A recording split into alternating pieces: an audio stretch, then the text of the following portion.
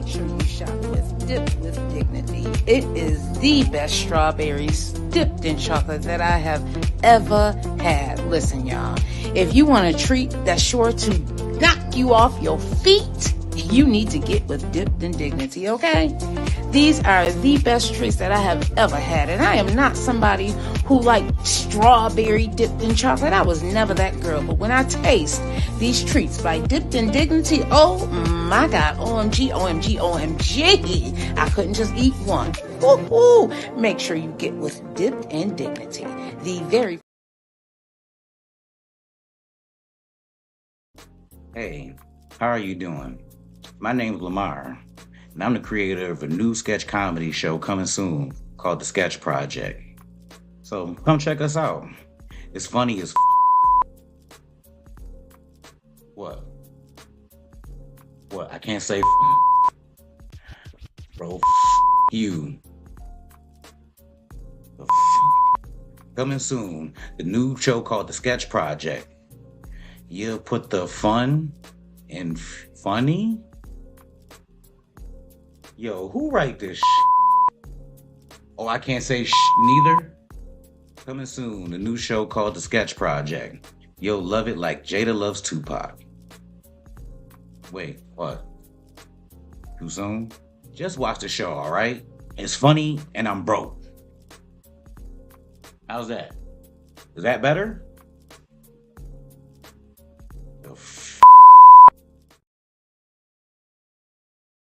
MTM, Lit City Buffalo, 716 Live, and Bad Boy present Buffalo's hottest Halloween party.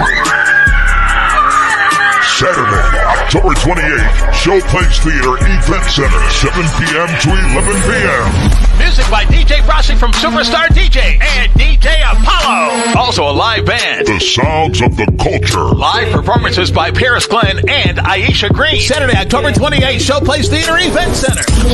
21 and over only. All ladies are free before 8 p.m. Guys pay only half price before 8.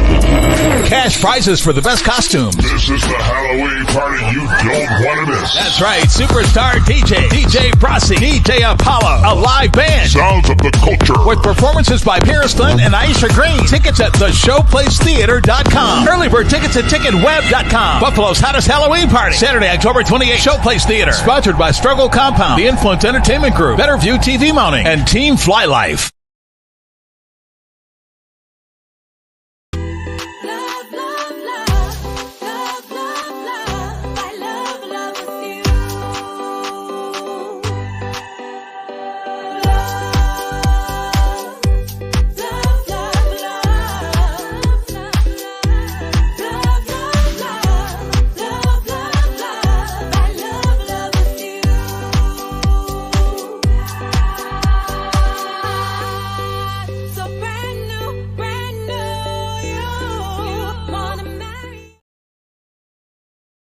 Yeah. It's your boy, the Joker, the Overlook MC. We back again this morning. Y'all know what it is. Y'all know what we do. SJ1 Trey. Yeah, we have fresh cup of coffee in the morning for y'all. Yes, indeed. I know what it is. Wow, What the so Bills play tonight. serious. And if you're not here today, you should have been. It's the mafia. Who next? It's the mafia. We next. It's the mafia. Who next? It's the mafia. We next. It's us against the world. It's us against Buffalo against the world. It's us against the world. It's us against it's Buffalo against the world. SJ1 Trey. Pulling up in this big body like Gusto. You even rich like Reed and Diggs, we move so well. You should know the drill. You should know the vibes. If it ain't red, white, and blue, baby, that's not my size. It's the mafia, the fan base that'll die for ya. On Sundays, we are not cool. Any other days, we'll ride with ya. We heaven sent, we're Hamlin win. 3 spoke to God and said thanks though. Having cool years real dope, but I really miss the fan base though. Now turn it up, turn it up, wait. Now turn it up, turn it up, wait. Now turn it up, turn it up, wait. Now turn it up, turn it up, wait. It's the mafia. Who next? It's the mafia. We next. It's the mafia. Who next? It's the mafia.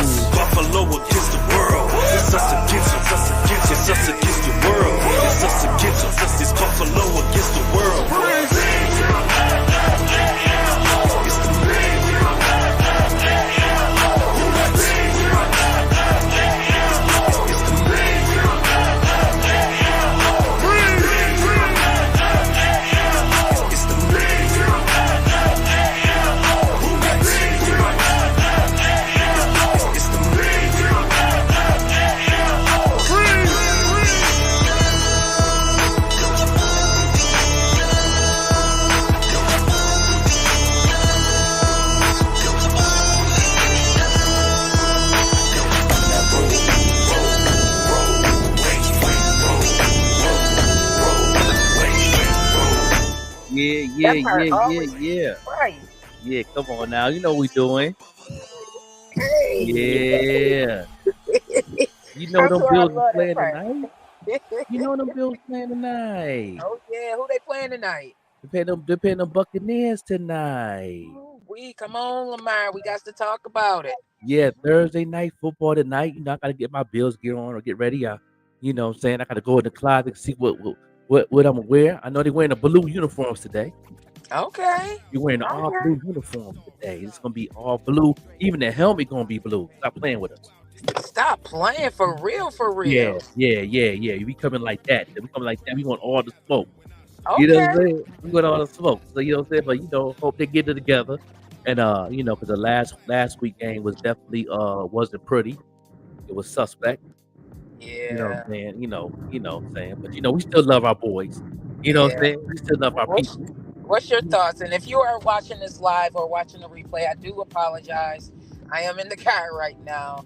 But what's your thoughts on where the Bills are headed right now, based on how they've been performing?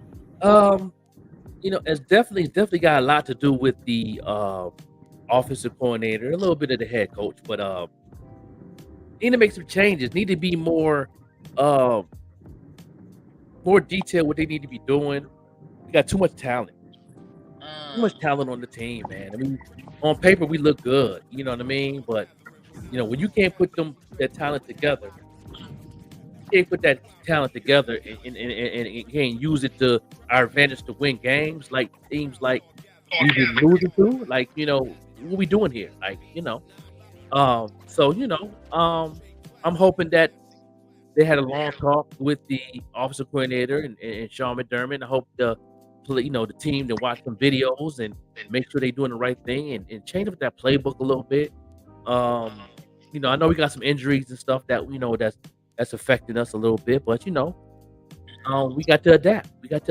You know what I'm saying? That's their job. They get paid millions of dollars to adapt, make it happen, and win. So, you know, millions. And Grand Rising, everyone who is starting to join, go ahead and share this live with someone. Yeah. Thank you so much for tuning in. I cannot see your names right now. I do apologize.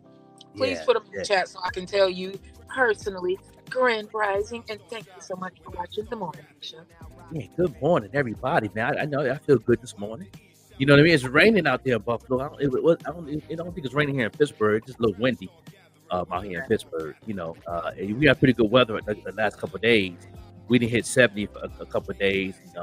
You know what I mean? So we've been nice little laid back weather out here in Pittsburgh. But in Buffalo out there, it's raining. You said, huh? It is raining. It is still dark. It's one of those mornings that you know, like, wintertime is coming. Yeah. It's coming. Yes. No, definitely. Later on today, we definitely going to have my man Lamar on ideas. You know, I did send him to the link to come on in. You know, make it do what it do. You know what I mean? So we can go ahead and talk business about Buffalo, about sports, entertainment, and all that. We gonna get right into it and get right into you know, saying some hot topics, man. It's a lot of things that I've seen pop up on my feeds this morning, last night. You know, a lot of things going on with that. Before we get into hot topics, you know, I also have a new video today. Another R&B singer, Off the Chain. You know what I mean? I'm ready. We enjoyed it yesterday. You know, and if everybody want to see that video again, another encore. So you went in the play that video by Dia Divine again. I played it last night on the Vet Green show. We had we got together, some of us ladies from the Queen Circle, and just talked about the show that's going to be debuting tonight at 7 p.m. on the Vet Green show. Definitely looking forward to that. But you know, I had to play some of that in the Ida Divine. Yeah. I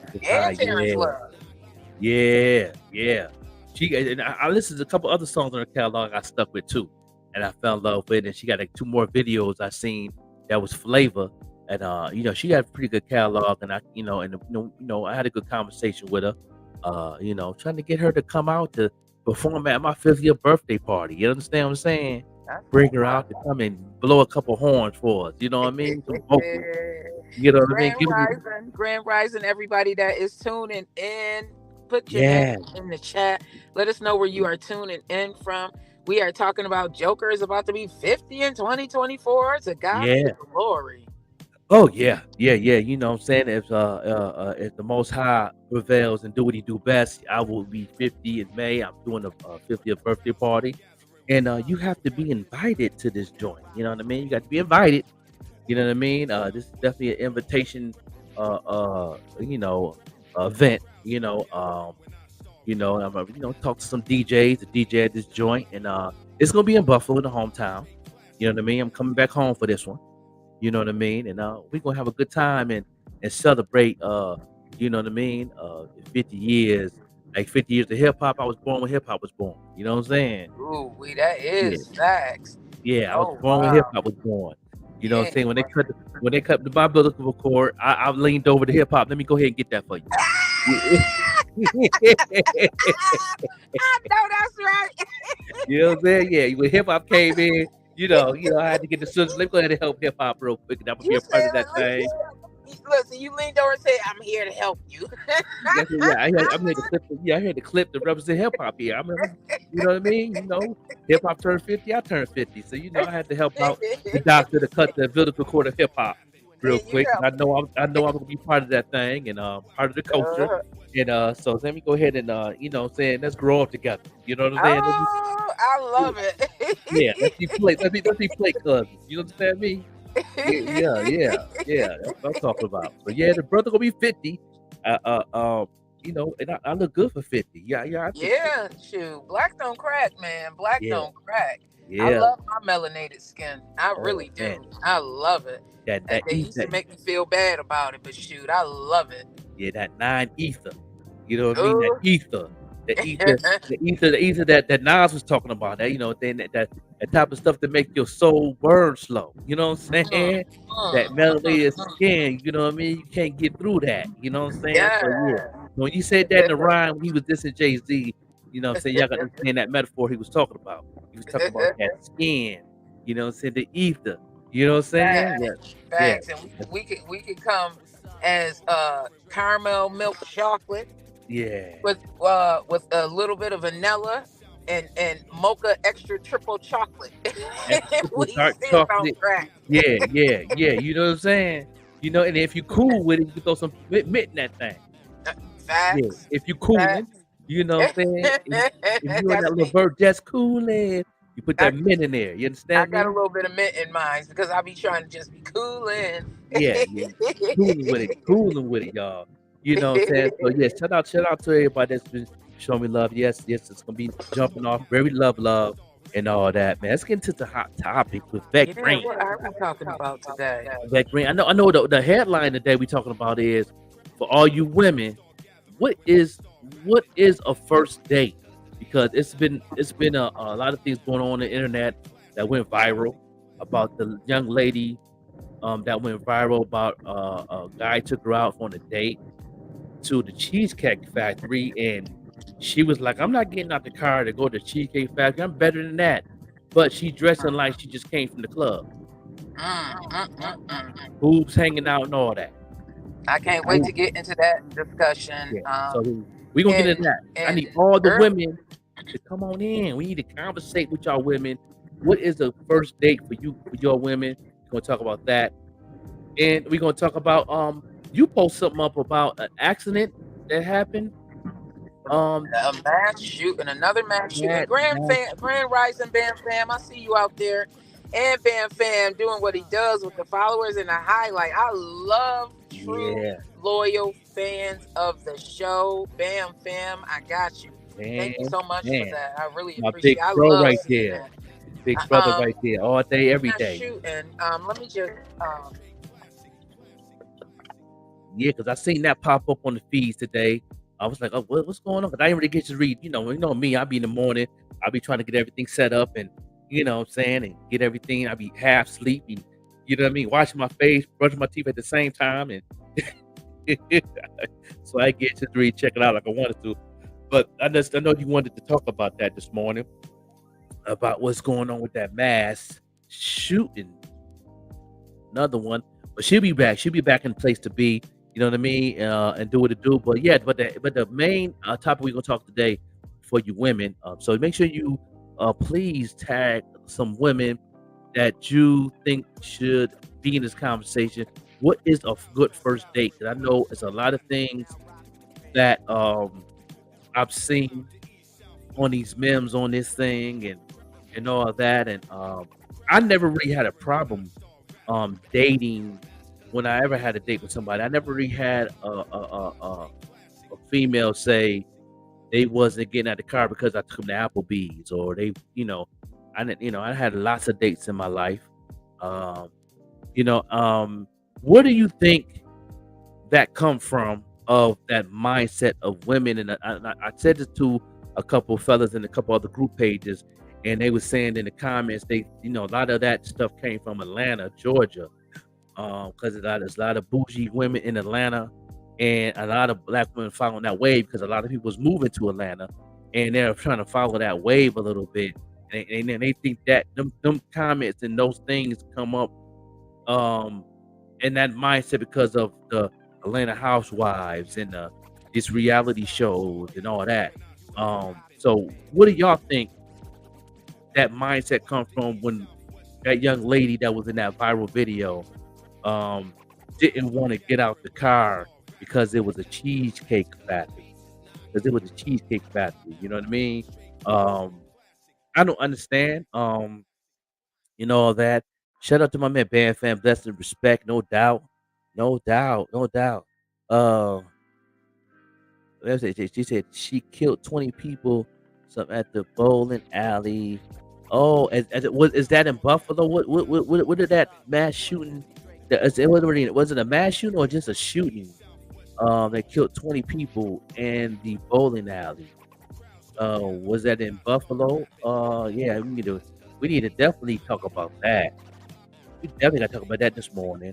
Good morning, everybody. Those who tuned in right now, good morning. Say good morning. Put it in the comments. Put your name in it. And please put follow, at follow in the comments to bring more people to know in this conversation. Because we got a lot to talk about. We got to talk about the shooting right here, the shooting of 20 people. And we're going to talk about, for you women, what is a good first date for you women, because, things going on. So definitely give us more information in this about the shooting. 20 people were shooting in a bowling alley. Same as a restaurant. It said restaurant and bowling alley. It sounds like that's not. If it's in Buffalo, I think it's a bowling alley like that in Cheektowaga. It was a mass shooting. Okay. All right. Was it in Buffalo though, Band Fan? Was it in Buffalo? So it wasn't just a regular shooting, it was a mass shooting. Yeah, I seen that pop up on the feeds. Now they get you free, check it out. Queen Vet Green is back. Yeah. He says like a bowling alley. Was that in Buffalo? No, it was actually in Lewiston, Maine that it happened. And Lewiston, guy, so the person of interest name is Robert Card. He was 40 years old. Well, he is 40 years old because he's still at large. And I looked at various media news outlets, and the ones that I'm citing from today, everyone, is CNN. This came from CNN this morning, but you can go on the Washington Post, you can go on the New York Times. Everyone is reporting on it. ABC News. But the information that I have gathered based on the different news outlets that I reviewed, I'm utilizing today CNN. So CNN is reporting that Robert Card, C-A-R-D, is a suspect at large. He has not been apprehended. He went into a bowling alley, and I do have the name of it. He went into Spare Time Recreation, and again, allegedly, he went into Spare Time Recreation in Maine. Now, mind you, this is in Maine. Now, mind you, he had already been in under psychiatric evaluation for at least 2 weeks. He had been reporting instances where he was hearing voices. So he had already reached out and was having mental health challenges. The Okay. issue here is that Maine does not have adequate gun laws.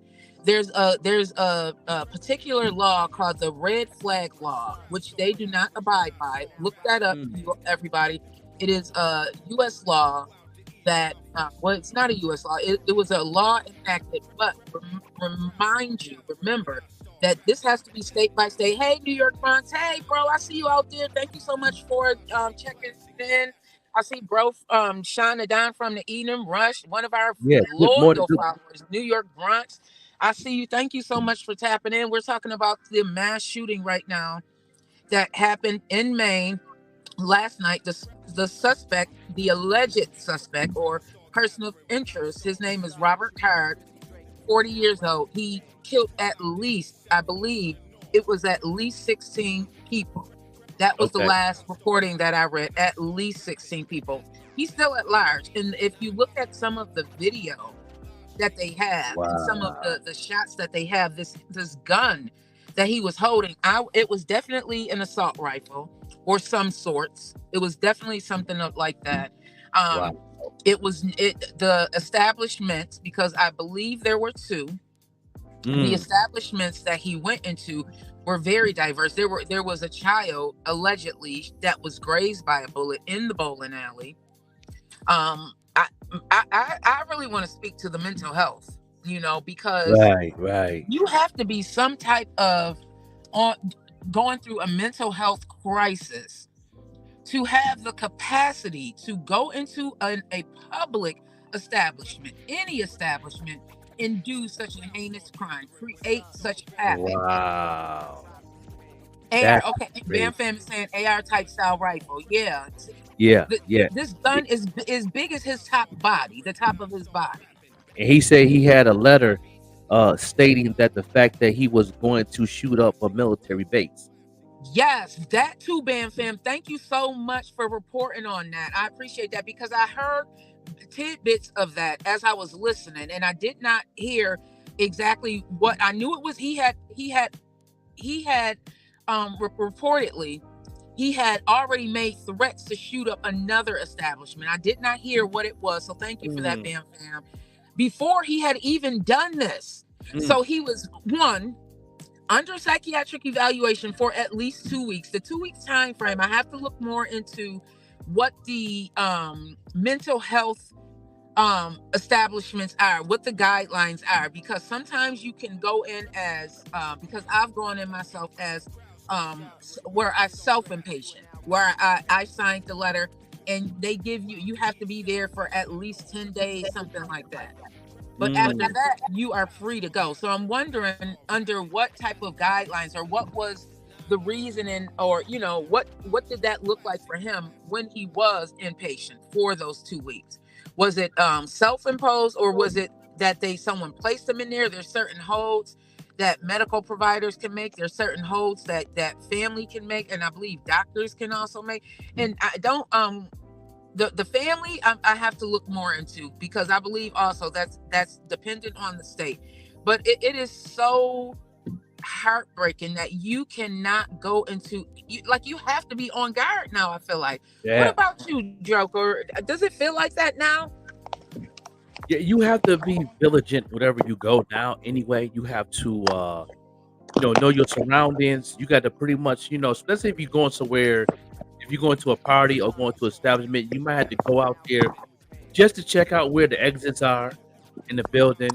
Because I noticed that every time that a couple of my fellow friends that go out to in the venue or go to somewhere, they always go to the place the day prior or earlier that day of the event and just check out where the safeties are, where the exits are, a little idea where they want to park at, and just for their safety to know what's going on. And I think it's getting to that point that everybody need to be vigilant in that way, especially if you're doing something with your family and with the kids and stuff. You want to go to the movies or you want to go to the circus or something like that.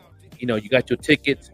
You know what I'm saying? Sometimes you might have to go on the computer and see where the exit is if you buy an exit, or you know what I mean, or where your seats are, and so you can actually know what to do just in case an emergency goes down of a mass shooting in that nature. I think that's the extra steps that we need to take now, as living in this country right now because of these mass shootings and mental health crisis that a lot of these states probably don't have help in or have the resources to help. Like New Mexico don't have no resources really. They don't for mental health and all that, and that's why it's a lot of crime and a lot of things going on. A lot of these mass shootings is happening, and it's because of the lack of help and the lack of protection. So we got to do extra now, just to go out with our families. Now we got to do extra just to move different now. You know what I mean? You know Makes what? sense. My mind is always on, okay, what can I do with this? What can I do with this? How, that Joker, I feel like, is going to be a marketplace. Yeah. Because a lot of people do not know, right? So right now, they teach our kids what to do in case of a mass Yeah. shooting. Yeah. For all But the what school about the systems. adults?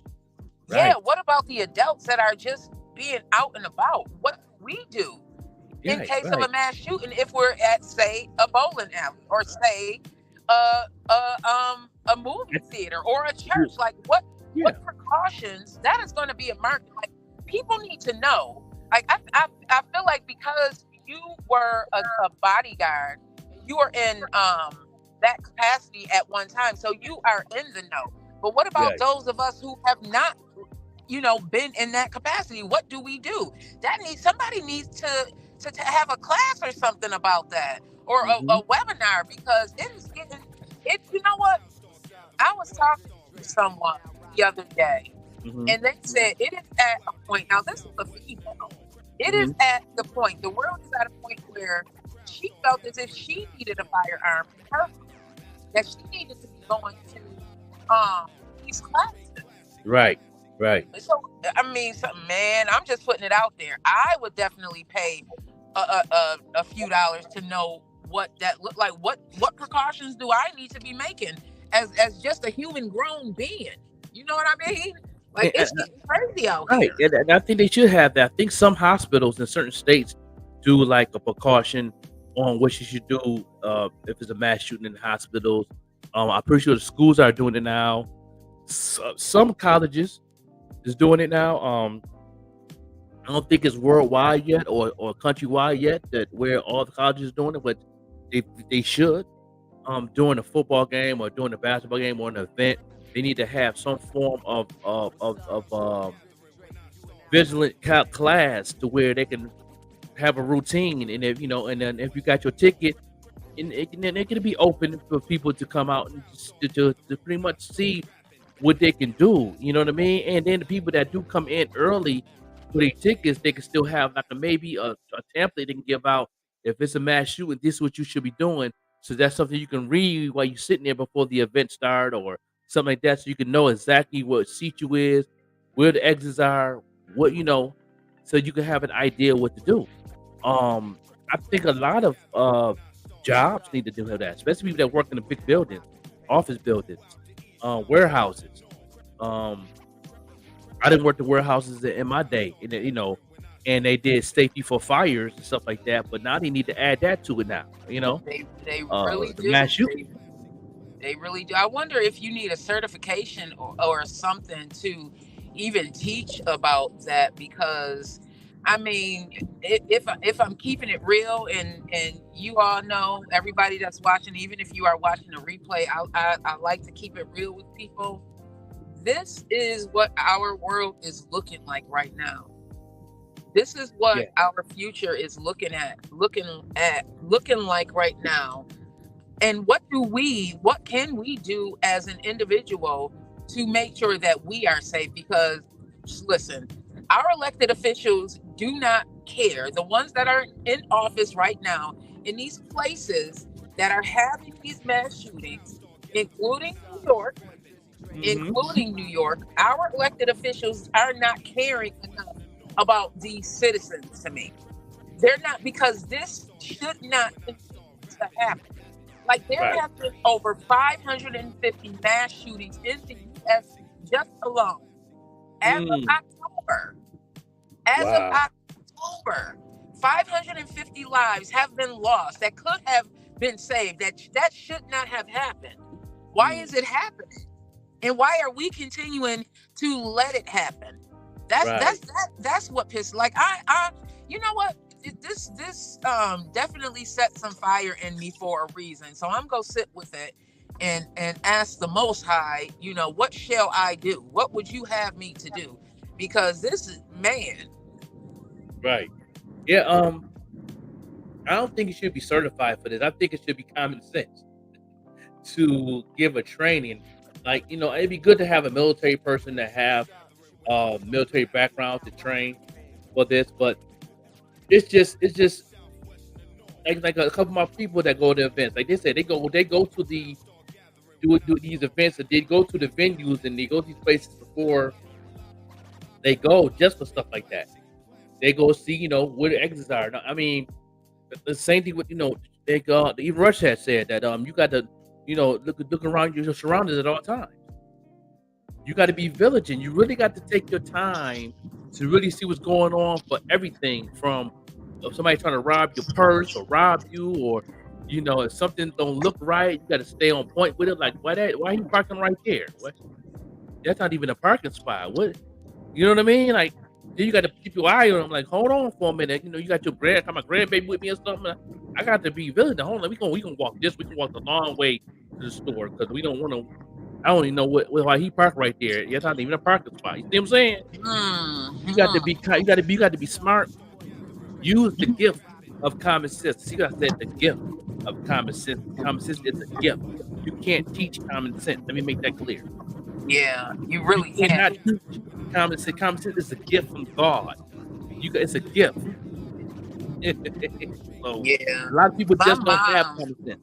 Yeah, my mom was always precautious, so she taught me a lot. Grand Rising, Mike, no doubt. Hey, bro, Mike, I see you out there. I'm driving right now and talking. No doubt. Much love to you. Much love to everybody who continues to ride with the morning show. We love you so much. We do have an announcement at the end of the show. Yes. We will be making. But thank you to all our loyal listeners, everyone who continues to rock. It's not even a follow. Like, y'all rocking with us, and that means that's dope. Much. Like, seeing the same names over and over again. But we are talking about the main mass shooting, bro, Mike. Tell me your thoughts. If you heard about it, what's going on? What and anybody else in the chat, let me know your thoughts on it as an individual, as a grandpa, as a husband, as a friend, as a brother, as an uncle. You know, what's your thoughts on the mass shootings that's going on? And we're not going to stay on this topic for long. I just want to touch on it because it really does affect us. It affects us. I have kids that are now grown. I have nieces and nephews who are in school.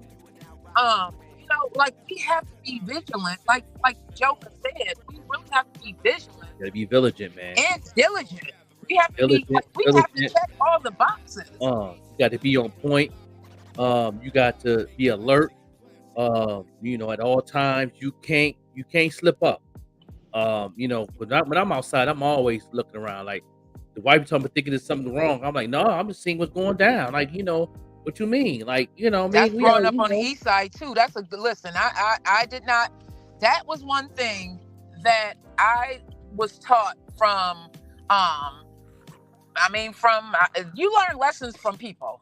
You learn lessons, and I'm thankful for all the lessons that I've gotten from past relationships, past friendships. You know, I'm grateful. I had a guy teach me what I need to be looking for, because growing up in Lackawanna, New York, you know, my hometown, we thankfully we don't have to worry about a lot as far as shooting. We don't have to worry about stuff like that. So a lot of times we can kind of be green behind the ears. Growing up in our city of Buffalo, you know, it's a lot different. A lot different. One thing about Lackawanna is, you know, you still be vigilant a little bit, but you don't really have to, because you know that lady across the street is looking out the window. That part. And then you see, you know, Uncle Charlie at the corner is in the corner drinking a beer. He always right there, you know. He know what's going on. He you know, He's something come behind you. Oh, hold on, look behind you, young lady. You know, he let you know. You know, or be careful across the street, your kids. You know, they always people was always watching in Lackawanna. That's what I liked about Lackawanna. It's always somebody, you know, watching. You know, if they're watching for safety or watching to be nosy. They're still watching. Yeah, it's sometimes it's good to have that nosy posted around. You know what I mean? I'm not gonna be mad at sister so and so across the street telling my business. Because guess what? If somebody robbed me, she gonna tell the police, and she gonna have that description down to a T, down to what color socks he got on. You know, what color thread was on his shoe. You know what I mean? No, that part. That's what I'm talking about. So I'm not even gonna be mad about it. Medium coffee triple with a shot of hazelnut. My man Bro Mike said, yeah, man, the death penalties need to be enforced. I agree. That need to be, yeah, definitely. My condolences go out to the family as well, no doubt, man. That definitely is crazy out there, man. At that bowling alley, man. Shooting, like I said, this is my first time hearing it. I seen it come up on my feeds a couple times. The Queen Vet Green also posted it up, and I didn't get to really click on it this morning to really know what was going on because I was prepping for the podcast. But it's good that we have people that's alert and educating me what's going on because I didn't get a chance to really check it out. What time did this thing happen? Anybody know what time this thing happened? Was it last night?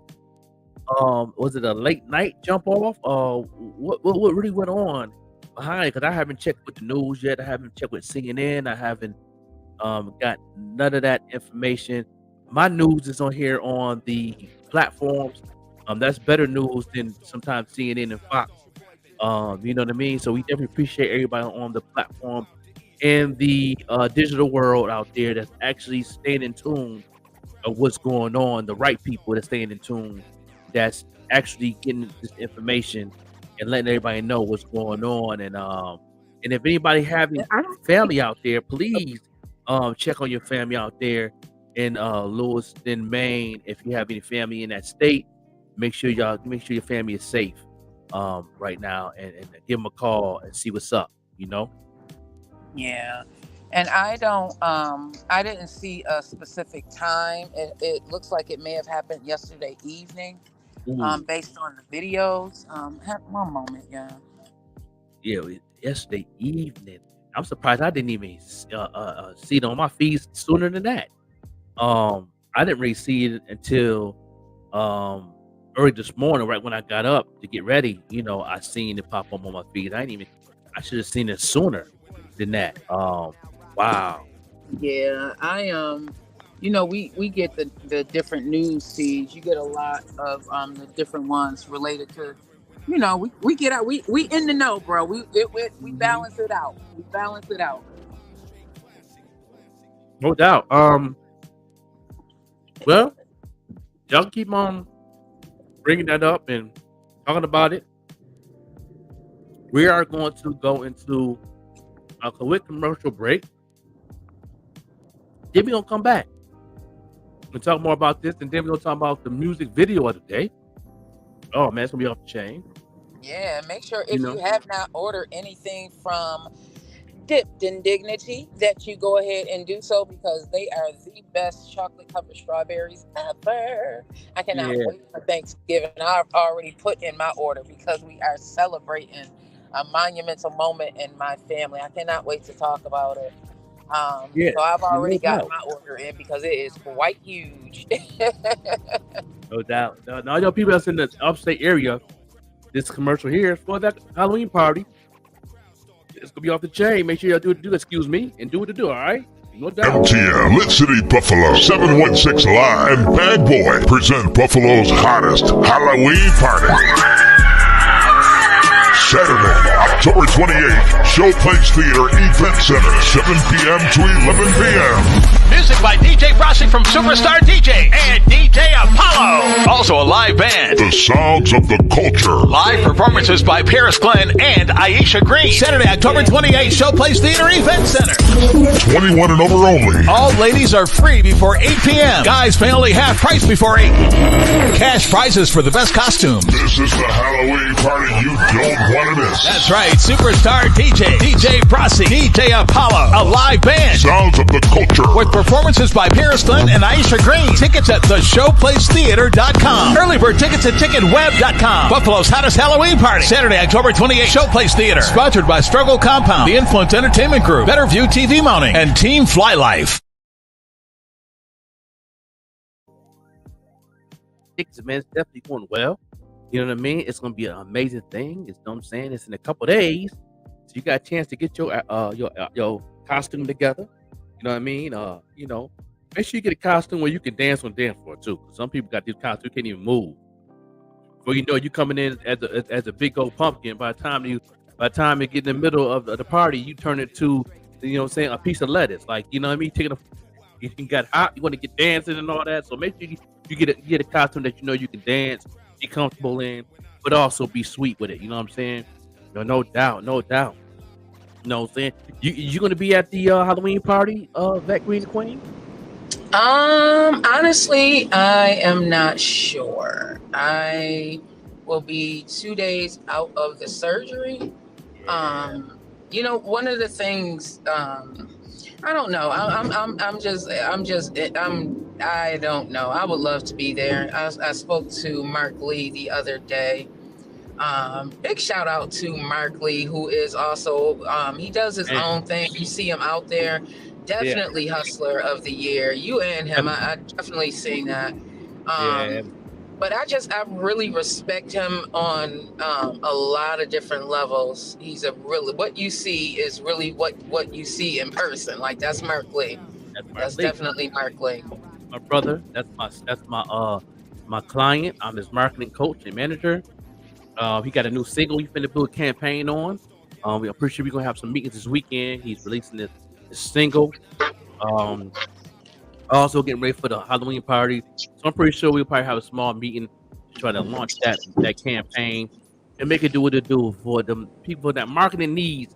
Those people that want to make the money in their sleep, you can definitely hit me up. Mark Lee can definitely tell you all about what we got going on. He's one of my favorite clients. You know, besides the Vet Queen, the Queen. Got some things going on a marketing movement. I cannot wait. Definitely making it do what it do, man. And so shout out to Mark Lee being consistent and what he's doing. And this is just fourth quarter. You know, I can't wait till the new year to really see what's going on and make it do what it do, man. And you know, no doubt. Like, this was just the beginning for the Vet Green show. This was just the starter. Me jumping out scared, knees shaking, knocking, hands. You know, this was just ooh-wee. Wait until the new year. Ooh-wee, Lord, come through. With my marketing manager, I cannot wait. When it comes to the first quarter, though, this is a little quick free 99. Do your prep work now for the new year to get prepared for first quarter because you know, as of January 1st of 2024, the algorithm and the AI will shut down for 20 minutes and it's going to reset. So if you're not doing any digital marketing now on campaign ads and all that, and knowing your audience and knowing your customer base, you will have to start from scratch. It's going to be hard for that database to move and the algorithm to move for you to actually reach the people. It might take you all the way until the summer to get that again. If you're not in that wave now, if you don't know how to do that wave, you need a marketing coach like myself or anybody else that know how to do. I have marketing coaches hit me up for the class now. You know what I mean? Marketing coaches want a marketing coach. You know what I mean? So that's dope. And and I got marketing coach. You know, I still have marketing coach. I'm still going to classes myself. I went to the one 2 days ago. I'm going to another one. I believe it's Saturday night. I'm going to another one online, another marketing class I'm going to that I was signed up for one of my mentors signed me up for free for to check out. So you know what I mean? And I show up and I show out on the Zoom cam and have my notebooks taking notes. Then I pass it on to you guys, and then I really pass on to people that sign up for the class, my class, and actually want it. Then I give you that extra, and then you will see results. You will see results if you do everything I'm trying to do for you, and I'm training you to do for yourself. You will see results. I'm not going to promise you you're going to get 1 million streams. I'm not going to promise you you're going to go viral. But I am going to promise this. I can take you to a place in this digital world that you've never been before. Ooh, see, now that's what I like to hear right there. Because a lot of times people are looking for that microwave. So you let me put it in. Let me put it in for a good 2 weeks and see what happened. Make it work. I'm about to pop off. I'm about to go viral, or this is about to happen. But it doesn't work like that. It's really the results that we're looking for, and a result does not have to be something huge. A result is you took one step forward. That's a result. Yeah. That's right. So that's what I do. I definitely put you in a place you've never been before, and you can be like, okay, I ain't never been this place before. What I gotta do next? When you ask that question, I know you got a place you've never been before. Then we can maintain that level, and I can train you how to maintain that level, coach you through it, and go to the next level. And we might have to make some changes. You never know what you got to do. Everybody's different. I think you one of the easiest marketing students I have. You and the Killer Bishop are too easy. Because y'all put in I'm the a work. lifelong learner. Yeah, listen, I'm driving, and that tool you just dropped, that tip, that free 99, I grabbed it right up. So I hope if y'all didn't get y'all part, I'm sorry. I got mine. I'm about to listen in silence. Yes, in definitely. silence. Yeah, Lord. once you put it in your life, you know your audience, and you know what you need to be doing. A lot of people don't even know that. Yeah, I was back and forth with the cat last night, and then we're gonna get to the music video the other day. I was back and forth with him last. One of the clients that wanted to take the class, and he's putting in a lot of things that he want to do this. He want to do the clothing line. He want to do this, that, and third. You can do all those things. You can do whatever you want to do in this world and be successful. But for that successfulness to come into the past, you have to know your audience. You got to know the work. The people think the work is just put the clothes together and design. That's part of it. People think because you're an artist, you go to the studio, record the song. That's part of it. That's not putting in work to me. That's just putting the product together. That's a different type of work. The real work don't start until the product is done. Bro, you know what? I'm so glad you said that, because after our call last night, I started I have ideas and stuff that I've written down. That's why I love having Good morning, Good morning. Hey, Rich Real, Grand Rising to you. Grand Rising to the what is it? In the crates. In the crates. In the Crates podcast. That's a dope show. We gotta talk really rich for real. We gotta talk. I'm gonna hit you up later. Definitely go hit you up later. But I was going through things, because if I always felt like when God gives you an idea, you need to either write it down or so you can come back to it or whatever. Do something with it, because God gave you that thing for a reason. Right. So I went back to my ideas. I have an idea folder, and I was on fire last night, and it's based on, because now that I know my audience, I know what my next best steps should be. Like I see the vision. I see the vision clearer, but it's because finally I feel like I have honed in, and a lot of that has to do with the morning show, believe it or not. A lot of it has to do with the morning show. That's what's up. Yeah. Once you get the idea down and you get the product ready and you get it done, the real work comes in the marketing side. People say promo, and see, I'm glad I went to the new class a couple of days ago. This young fella that was in the class with me, that was teaching the class on the Zoom, he said the same thing I've been saying for a while, and people thought I was crazy saying it. A lot of people bash me online saying this. Promo don't work anymore on this digital platform. It only worked when the platform was free. Can I say that one more again? It was only working. The promotion only works on these platforms when it was free. It's not free anymore. You got to pay for it. You got to pay for a blue check. You got to pay for ads. You got to pay for, you know what I'm saying? Same thing with the ad followers and stuff. These ad followers and highlights will bring people that's already following you to people that's connected now. So now that's a form of promo. That's not marketing. That's a form of promo because you're still is reaching out to people that's following you. So you putting ad followers or ad highlights in people's comments. All you're doing is bringing all your followers to them and vice versa. So that is promotion. But that's the only promotion that works on Facebook. Okay. But and that part, explain to them how that works, because a lot of people, I mean, I'm privy to your mind and I'm privy to conversations with you. So you've explained to me how that works with the highlights and the followers. And this is going to be Franklin's marketing minute, y'all. We have so many changes coming. I am so excited. Marketing minute. That's something I like that. Marketing minute. Oh yes. Yeah, when you put in the comments, like I tell people all the time, like I see I have it up on here now. It says put at followers in the comments now. Thank you. So if we get like 7 different people, you know, we might have maybe 30 mutual friends, 50 mutual friends. Some might be 10 mutual friends, but that's just the mutual friends. So they automatically going to see what we're doing. You know what I mean? Already. But when you put at followers, that means all your followers is going to see the content. You understand? So that's why I tell people to put. Then the highlights is made for those who love a moment on the platforms, which is a lot of highlights going. Because a lot of people using highlights because they're doing highlight moments of their life on Facebook. So that's going to bring all the other people that had a highlight moment see other people's highlight moments. You know what I'm saying? Makes sense?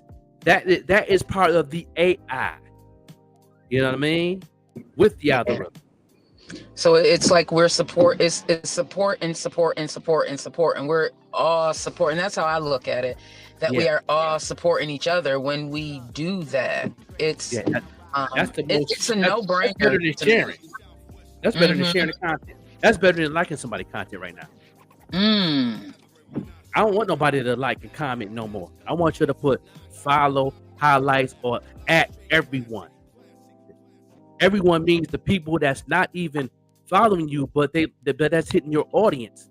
That's if you know your audience. So if you did ads, if you have a business page connected to your Facebook and you put at everyone, you're saying everyone that's in your interest, in your audience from that ad. So if you never did ads, you're saying everyone is only the people that's following or showing up on their feeds. Whoever clicking like, and then them people see it, which that's still beneficial too, but it's not as good as you doing an ad and saying everyone, because you have an ad going. So that means you got over 20 to 50K to 100K to maybe 500,000 people that you are reaching off that ad, and you put on at everyone. So now everybody going to see it, even the people that's on that ad, even though that ad is separate from your at everyone. Do that make sense? Yeah, that's powerful. That's a powerful movement for everybody to do that as marketing and knowing what promo do. But far as just regular promo on other platforms, it don't work. For those who keep promoing on IG, it don't work. Those who promoing on Twitter, it don't work. You got to do digital marketing. That works. You could never fail. You're always going to elevate. You always go to a place you've never been before. You know what I'm saying? If you've never been in the green in your insights at 350%, that means you at a place you've never been before. You know what I mean? How many people could look in their insights on their pages right now and say you over 300%? How many people can say that right now? I bet you I can't get 2 people right now that can screenshot their insights and say that they're over. I might can get 2. You know what I mean? That's how deep this thing is. This is not free anymore. You know what I mean? Appreciate everybody tuned in. We're gonna get to the music video of the day. Layla Hicks in the building, the queen. What's going on with you? What's going on, queen? You know what I mean? Hey, TK, Queen, I see you out Black there. Sheep Podcast. What's up? Hey, Yeah, Chronicles of the Black Sheep Podcast. Good morning. hey, Yeah, from the evening rush. I remember you, TKs. Okay. Yeah. I'm Okay. transitioning over to the computer right now, so I'll be right back. No, we're gonna get right into the music video today. That's sponsored by the Even Rush Network. The music video of the day, every day, is sponsored by the Even Rush Network. If anybody want to have that sponsor slot from the Even Rush Network, y'all can definitely hit us up. You know what I mean? And you can get that slot for a month. You know what I mean? For a good price to be the sponsor of the video of the month. You know what I mean? And then Even Rush are gonna get it back because that's what they do. You know what I'm saying? So you can definitely be a sponsor on the show for that slot if you want that slot for music video of the month. Let me go ahead and put my banner up real quick. Ow. Right there, music video of the month. Right there, sponsored by the Even Rush Network. Please click on the link in the description. Make sure you go ahead and subscribe and all that and see the other podcasts and stuff that's going on in the Even Rush Network. Download the app. They also have an amazing radio station that's off the chain. I can't wait till Thanksgiving so I can check out the jams of the DJs, Fleet DJs. You know what I mean? Jamming for the holidays. So you can download the app at the evenrunshnetwork.com. Make sure you do it, Android and on your Apple phone and all that. You know what I mean? And make it do what it do. So we're gonna go ahead and talk about this music video of the day. We're gonna play the encore video too later on today that we played yesterday. People was loving the video from yesterday from Adia Divine, but this video of the day is Jay Latrice featuring Molly Breeze, R&B singer, Off the Chain. I ain't get shit to chop up with her yet, but she sent me the video. You know what I mean? Well, you can send the video in the email. I'm gonna post that up for y'all that wants to get your music video played, and you will be on the list. And when the list go down, we will play you. To skip the line, if you want to skip the line, because I have at least over 60 videos right now. I already have 30 videos ready for R&B, 30 videos for hip hop. So you know what I'm saying? R&B been taking over right now. So if you got a hip hop video, you definitely gonna have to wait or skip the line for $50 in the Cash App. We'll have that information up. But the video of the day, Jay Latrice, Molly Breezy, right here. Check it out.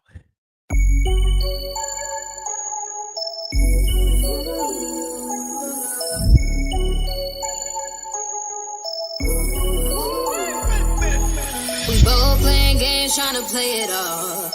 Like I don't see you running around in my mind. And you with the sauce, can't get too involved. Overthinking about me all the time. And I ain't trying to take your freedom, take it from your life. That you the one I'm needing when I can't sleep at night. That fire chemistry, you know that I'm right. And you can come and see me anytime. And I don't ever wanna mess this up, me and you, no. We ain't even gotta do too much, cause you're dangerous and you know it. Boy, won't you pull up? Every time you spin the block, don't be scared to make a stop. I just might be down the ride, pull up. And maybe we could take a step or two, feeling like it's deja vu. I just let you pull up. Ain't nothing wrong with stopping by, cause you see all the time caught up in that la. Pull up. And maybe we could take a step or two, but it's up to you. I just want you. Step about you, get all next about you, get I'm too attached. And when me with your fragrance, wait till they call you back. Now you got me straight and I went crazy, don't know how to act. You make me blow down in this trench coat, sitting on your lap. I just wanna know, if you gon' rock from back, if you gon' stop from back, if you gon' drop from back. All this too easy, would you live for me, babe? Had kids for me, do the crib for me, huh? Please don't lie to me, babe. When you gotta hit the streets, every time I pray, always tell you be safe. Really wanna tell you to stay, but ain't gon' stand your way. Just wanna know you're okay, when you done, baby, on my way. Sleep and wake up to you every day. Level wing, you kiss on my face, on the same page, on my toxic traits. And that's all you gon' say, that's all you gon' stay. But every time I call you, pick it right up. Baby, When you living on me to the sun up. Motivate each other, we gon' run it up. Soon as I hop up off the jet, you know I'm pulling up. Every time you spin a block, don't be scared to make a stop. I just might be down a ride, pull up. And maybe we could take a step or two. Feeling like it's deja vu. I just want you up. Ain't nothing wrong with stopping by. Cause you see all the smile caught up in it, la la la. Pull up. And maybe we can take a step or two. But it's up to you. I just want you. We can catch a vibe. Don't it make you wanna try? Come and see me, stop on by and don't you blow it. Every time you spin a block, don't be scared to make a stop. I just might be down a ride, pull up. And maybe we could take a step or two. Feeling like it's deja vu. I just want you up. Ain't nothing wrong with stopping by. Cause you see all the smile caught up in it, la la la. Pull up. And maybe we can take a step or two. But it's up to you. I just want you.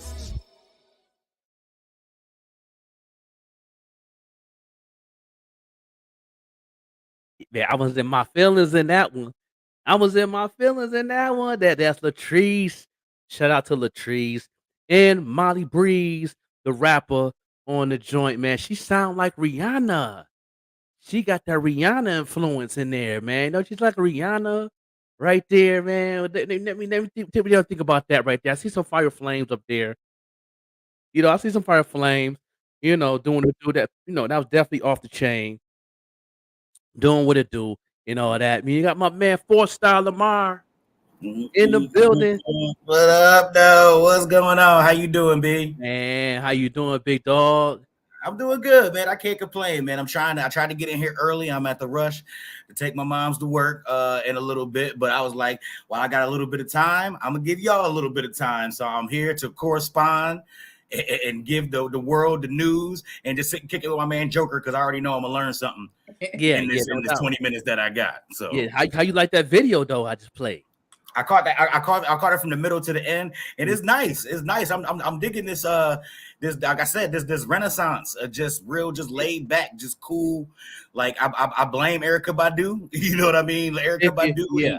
And all these people kind of like just set this new type of R&B that's just real laid back, and it's a renaissance. I'm loving it right now. Yeah, what up, though, Bam? Yeah, Bam fam in the building. He said good morning to you know what I'm saying, 4-Star Lamar, you know what I'm saying, doing his thing. And that how you like that right there, though?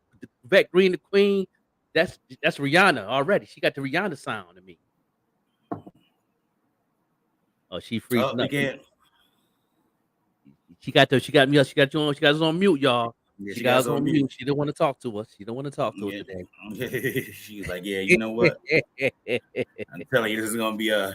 I'm sorry, y'all. I was getting the camera together. I was like, okay, it was still on the computer camera. I'm learning this webcam. I'm learning this webcam, y'all. I have not ever used it. Yeah. How you like that? You like that music video? It was fire. It was fire. All that off the chain. I'm definitely gonna chop it up with her later on. Definitely going to get her on the show. We definitely going to get also Adia Divine. We play her video. That she's going to be on the show next week sometime in the morning show. We're trying to set that interview up. That man, I can't. She's still on repeat on my tablet. Like that I can go look at my tablet over there right now. It's probably the volume is down, but I bet you that joint's still playing on the playlist. The morning show playlist on Spotify. She's on, and also Latrice will be on the playlist. Spotify playlist today. So make sure y'all go ahead and click on the link in the description and go click like. That's all you got to do is click like. You're going to help all the artists get 10,000 more people to listen to their music on the playlist. All you got to do, you don't got to have no account or nothing. You don't got to pay for it. Just click on the link to Spotify. Once it pop up on your page, you just click the like button and then get off if you don't want to listen to nothing. Just help somebody out. Help the people get a bag. You know what I mean? For their career, And if you love the music, then go ahead and check it out and listen to the playlist because there's new music coming on there every day. Every music video we play on this platform be on the Spotify playlist. DA Morning Show podcast. That is the playlist on Spotify. So you know what I'm saying? My man, I'm Lamar. me some music. I need some likes. I need some money. I'm telling you. I don't know. I can't mumble rap, but you know what I'm saying. I could give you a real eloquent speech. Yeah, over some music. yeah, definitely. Man, let's get right into sports, man. What you think them Bills gonna do tonight, big dog? Thursday night football. You know what? Like I said, I mean, Josh Allen always come to play at night. You know what I'm saying? I got to give it to him. They undefeated on Thursdays too. They undefeated on Thursday night. Yeah, so I got to go for the Bills. They got that sour taste in their mouth from last week. Yeah, and you know what I'm saying? As talented as they are, they're not going to lose back to back. You know what I mean? You rare that you beat them, period, let alone that, you know what I'm saying? If you do beat them, another team ain't going to beat them back to back. So I see the Bills in a blowout tonight. I see them winning by at least 2 to 3 touchdowns tonight. Yeah, no doubt. Yeah, I can see them hungry, man. I can see it in their faces and everything. Do you know where they playing at? They playing at home or at the Buccaneers? Ooh, that's a good question. I think it might be here. You know what? Let me look it up. You know it's going Buffalo will be off the chain. A Buffalo Thursday night game? Yeah, what? That's gonna be off the chain. Like what? Nobody. Everybody calling right now. Yeah. Everybody, come on, man. They cooking breakfast at the tailgate right now. Putting hot sauce, buffalo sauce on their eggs.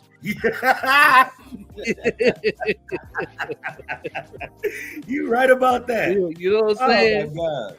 Now I'm gonna talk about the tailgate too. While you looking up when they're playing that. My first time going to a tailgate, Bill's tailgate, it was in 1988. Was it 88? It was 88. They playing here tonight, Joker. Not to cut you off. They playing here. They playing Buffalo? Off the chain. Tailgate off the chain right now, y'all. Tailgate is off the chain right now. You can get breakfast, coffee, all that right now. Tailgate. You don't even got to be part of the family. You just got to have a Bills jersey on. Actually, I don't know if he's listening, but that burger dude, wherever you at, you might need to switch locations by 5-6 o'clock.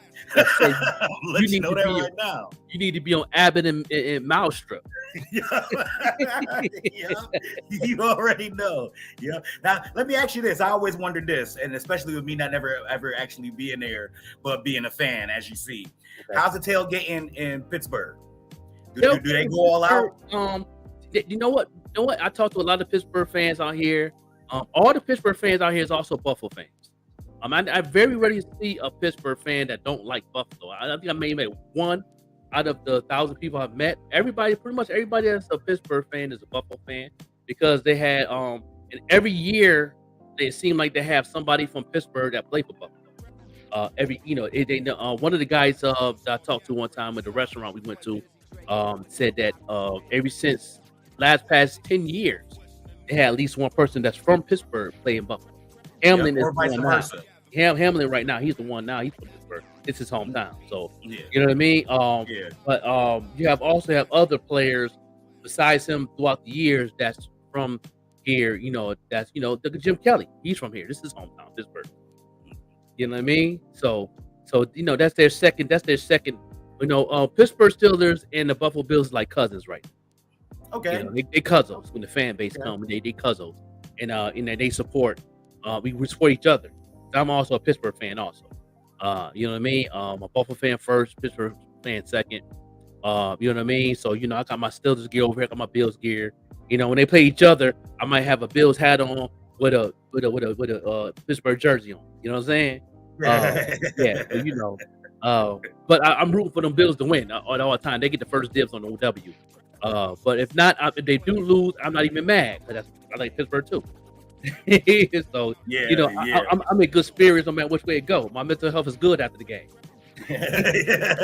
He said, "I'm happy either way. I'm good." Yeah. You know what I'm saying? I'm good. I'm like, okay, yeah, they beat the Buffalo Bills. Okay, yeah, I'm a Pittsburgh fan too, though. So they did that. You know what I'm saying? They outplayed us, whatever the situation may be.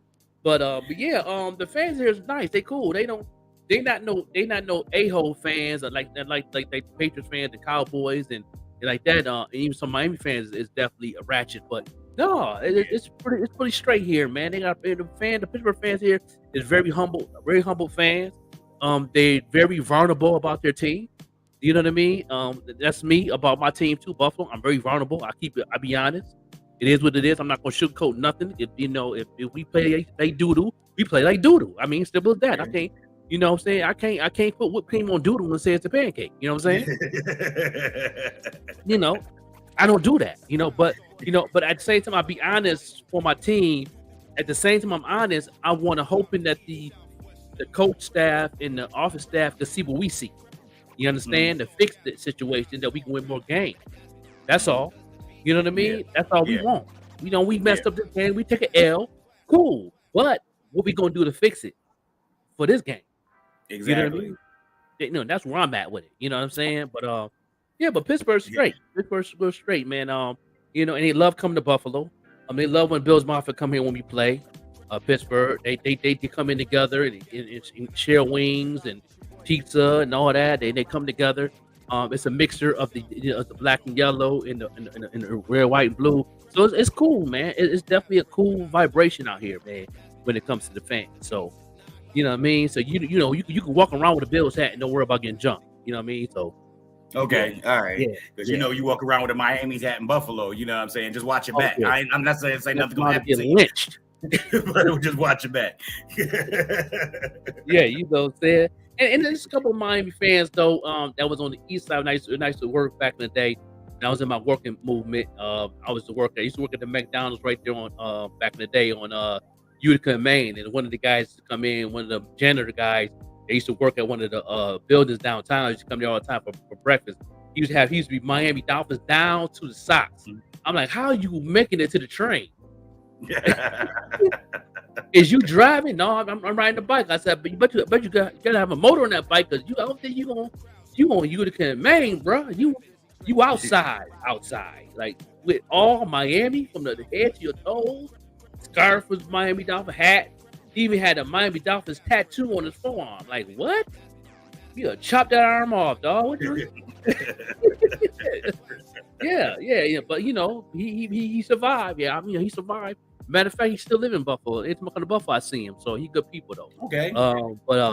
He's originally from Miami though. He was born and raised, and he moved. His family moved to Buffalo because his dad got promoted at a big company contractor job out here in Buffalo. And since he was young, he been here ever since. So, but he goes home to visit. He goes to the Miami games and stuff. In Miami, he get tickets.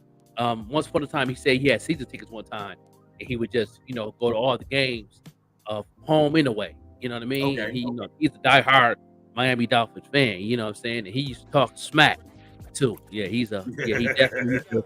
You know what I'm saying? Like, man, you gonna mess around and get lynched up in this joint talking like that up here? You throwing up gang signs right now, dog. Like, what you? But that is cool though, man. It's cool though. But yeah, the game tonight, y'all. When you gonna watch the game out tonight, Lamar? I don't know. That's a good question because you know me, I got this show I'm trying to pick up, so I got a little bit of work to do. So I might just stay at home and do it, and then you know how we do. I kind of do a little bit of work during commercial and halftime, catch some of the game, do a little bit more work.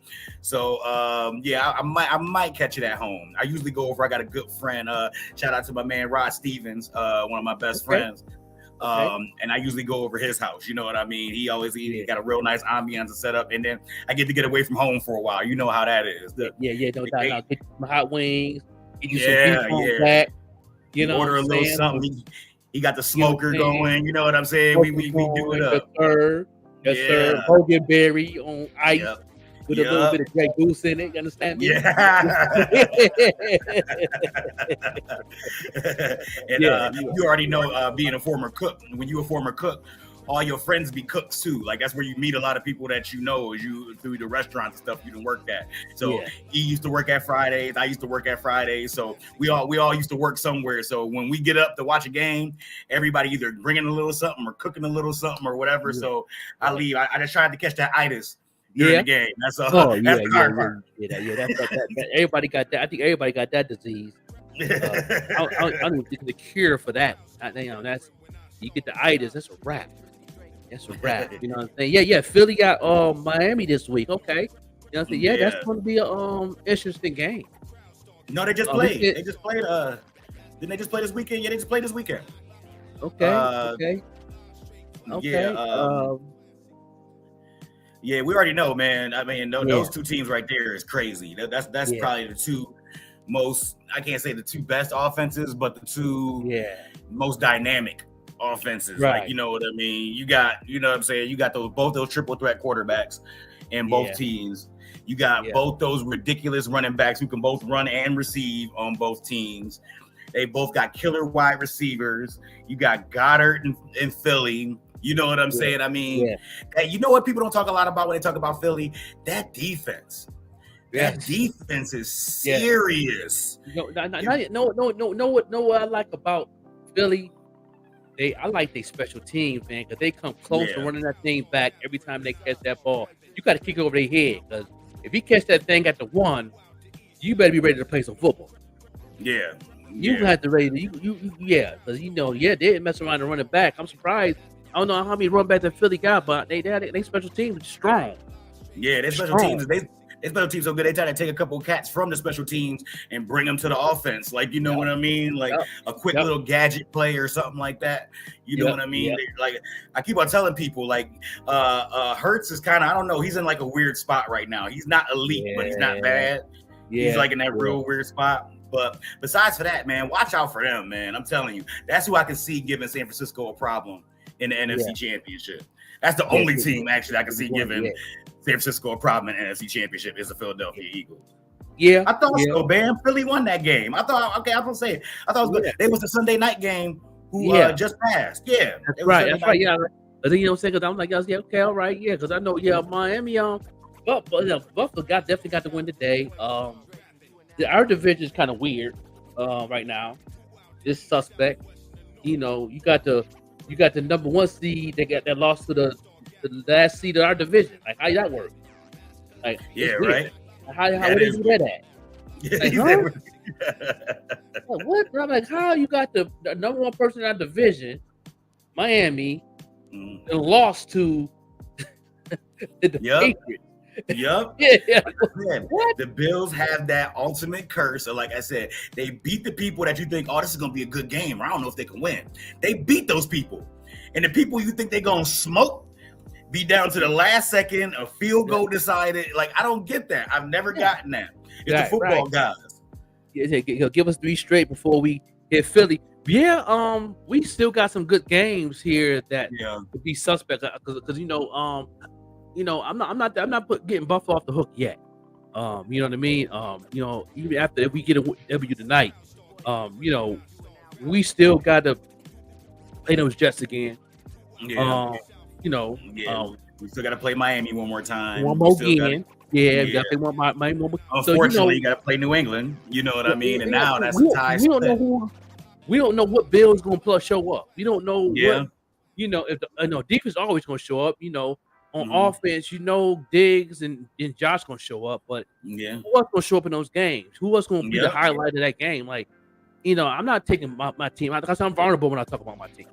I'm not taking them off the hook, man. You got to show up and show out every game now. Like, not just getting ready for Philly, all the games in between. Like, what are you talking about? Like, and like I said, you got to have multiple weapons. Nowadays, in today's NFL, you can't just have a star quarterback and a star wide receiver. That only worked in the 90s. Mm-hmm. Now, people done figured out how to double your wide receiver and attack your quarterback. Now, what's your backup plan? And I believe the Bills don't have a backup plan. See, Bam fam, we got to play Cincinnati and Denver. See, Cincinnati, who going to check Chase? And the thing about it is they're another one of those teams. Double Chase. See? Then you still got T. Higgins and Tyler Boyd. You see what I'm saying? Not to mention you got Joe Mixon running up the middle on you. That's suspect. We going to have to come and show up. Everybody got to play their position and play it tight. Cincinnati ain't no push around. They ain't no pump. Mm-mm. You know what I mean? And Denver trying to do a little something too. That's the funny thing about it. You can't. He's trying. You don't know who we playing. You don't even know what Denver team we will be playing. Yep. You know what I mean? I believe the Denver going to be home. I believe Cincinnati is in Cincinnati. I know we're playing Denver at home. And but we don't know who we're going to be playing. That's still I don't care what their record is. They come to play and they know that we're a tough team. So they already in their mindset in the locker room.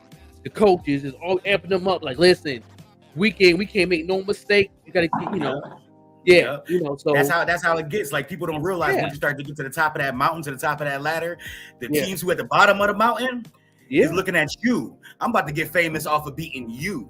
Now I'm coming for you. That's where my bonus coming. That's where I'm gonna keep my job for next year. Yup. You can say, hey, yo, I know we had a losing record, but you remember that Bills game back week 8? We whooped them. Like, you know what I'm saying? You can say stuff like that. So with that being said, it's like you're gonna get the best of each team the whole year. Wherever they'll get the best version of the Bucks tonight. Because the Bucks is trying to make a name off of beating the Bills. We beat the Super Bowl contenders.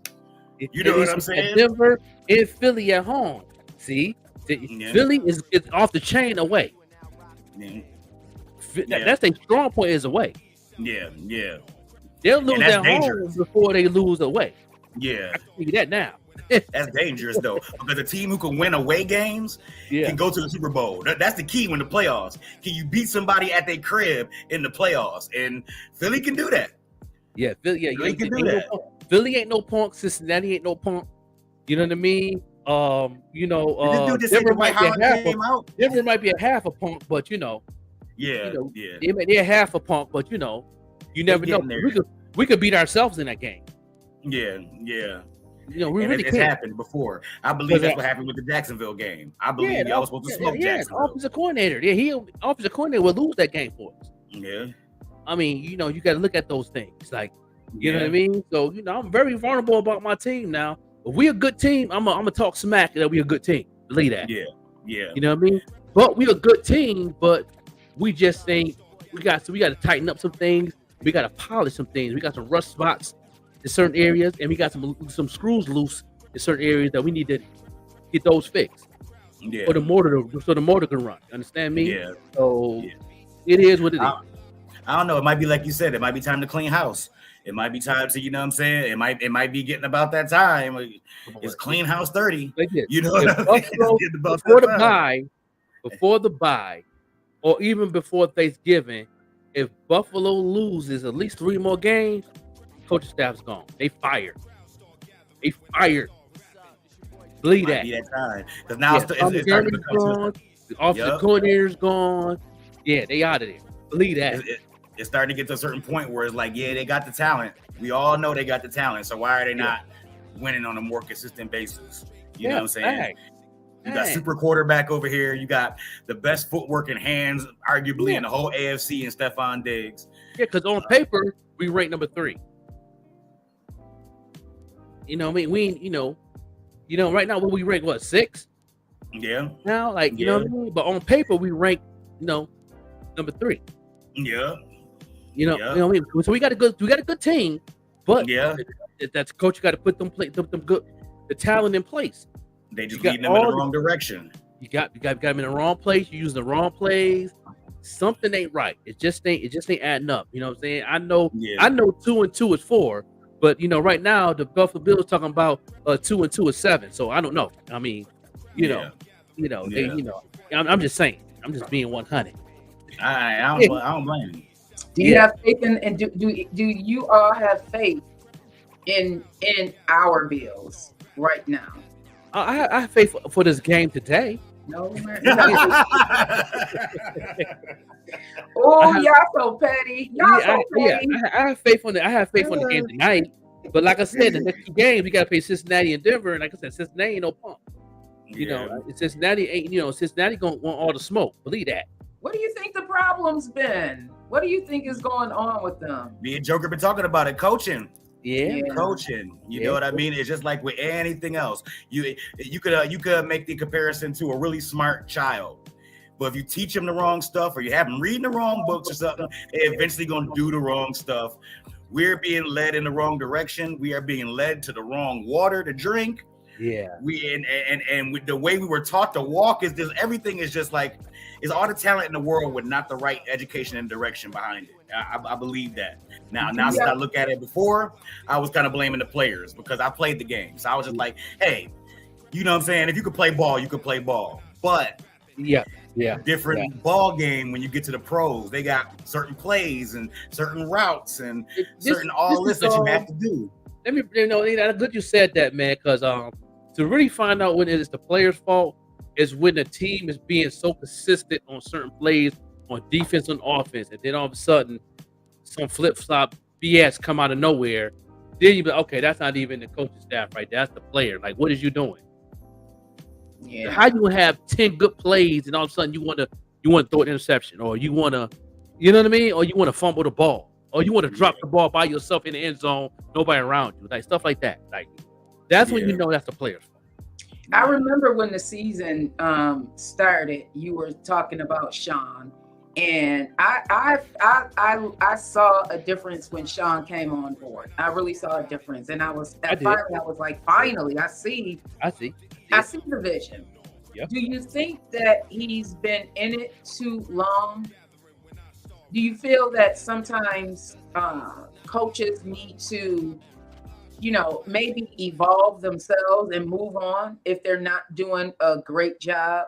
Maybe sometimes, how you have you ever been at a job or doing a task and the monotony of it, just you can't even come up with any new ideas because the monotony of it has gotten to you? Right. Yeah, I would say, Lamar. I would say, like, for instance, I'm glad you brought up McDermott. I'll bring McDermott up as an example. I think McDermott, even though he's a very good football mind, is more of a motivator than a coach. I don't know if that makes sense. Like, coaching has always been part motivator and part whatever sport you've been in as far as education. I believe his motivation is higher than his football IQ. Yeah, I understand. And I think that he needs help with the football aspect of it, and he went and got the wrong help. He need help with as far as the offensive coordinator choosing the plays and all that. He just went and got the wrong help. He's more of a motivator.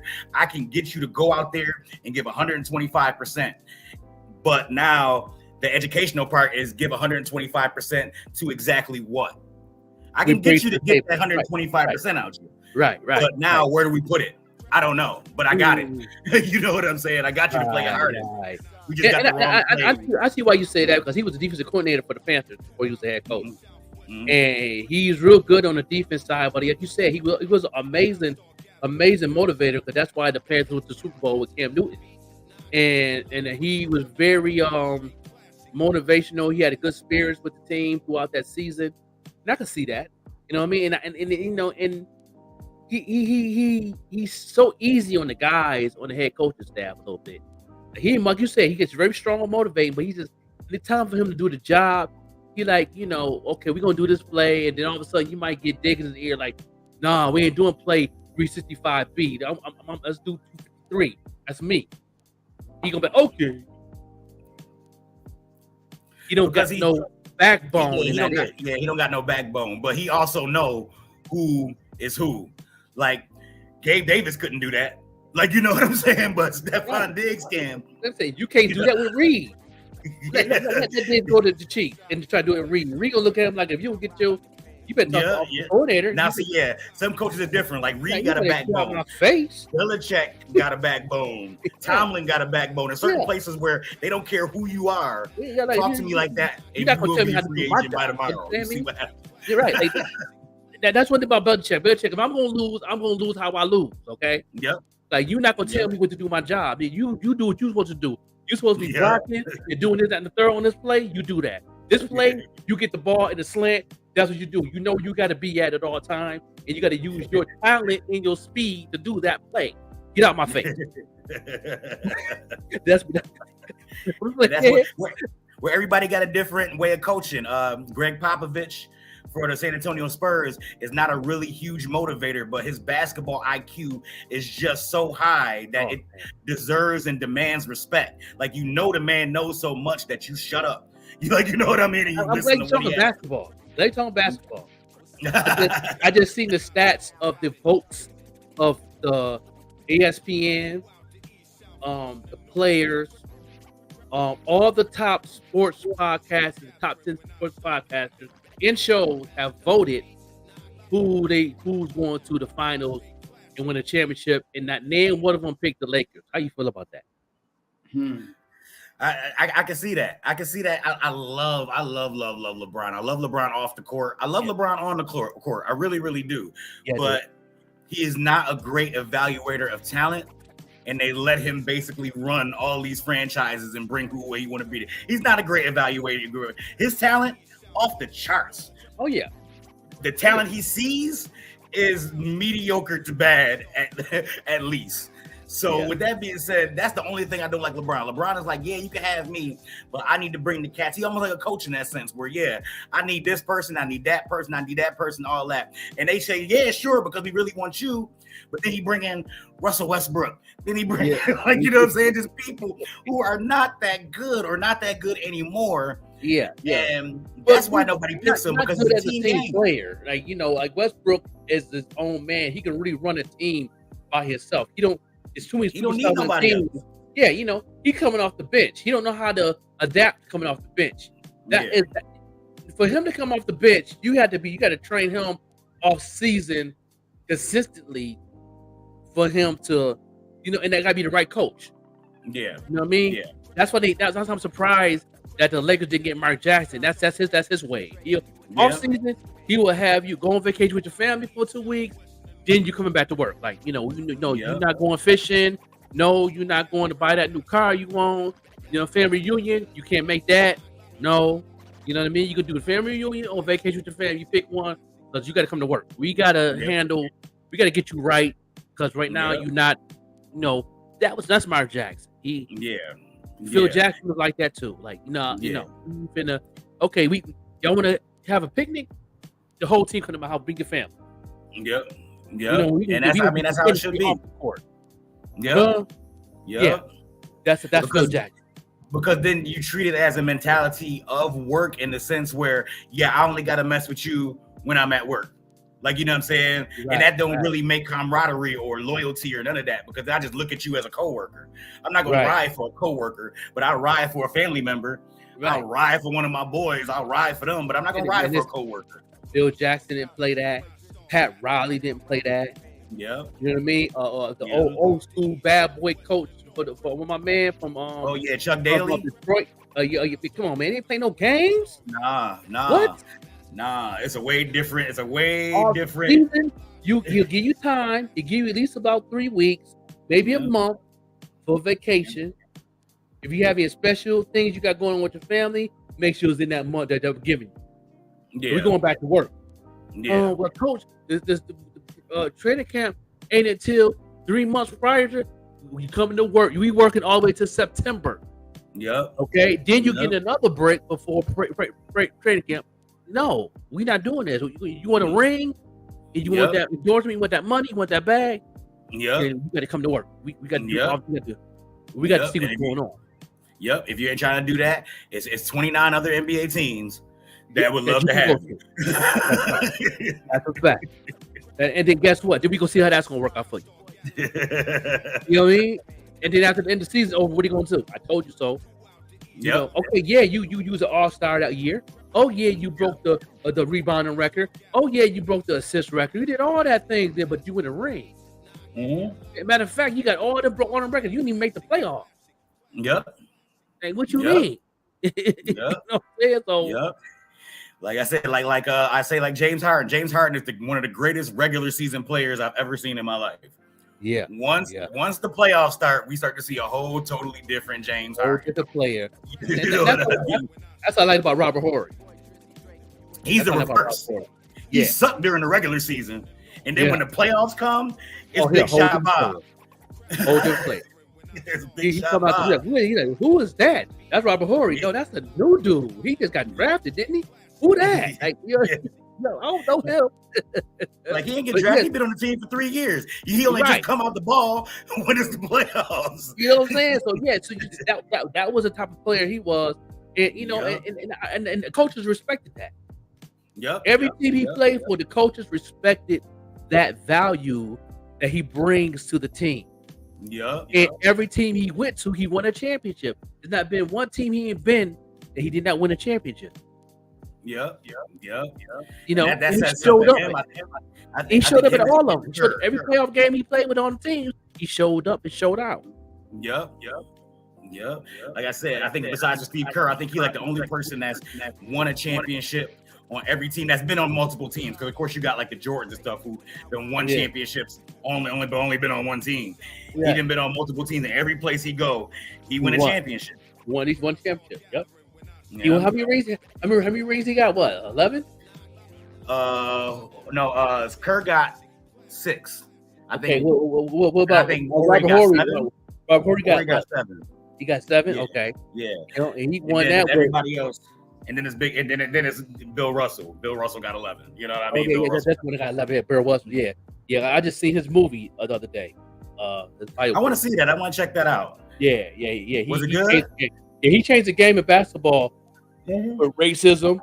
With the franchise of the Boston Celtics. Yeah. You know, he the one that first black coach. Yeah, man. Yeah, he changed the game. I'm saying?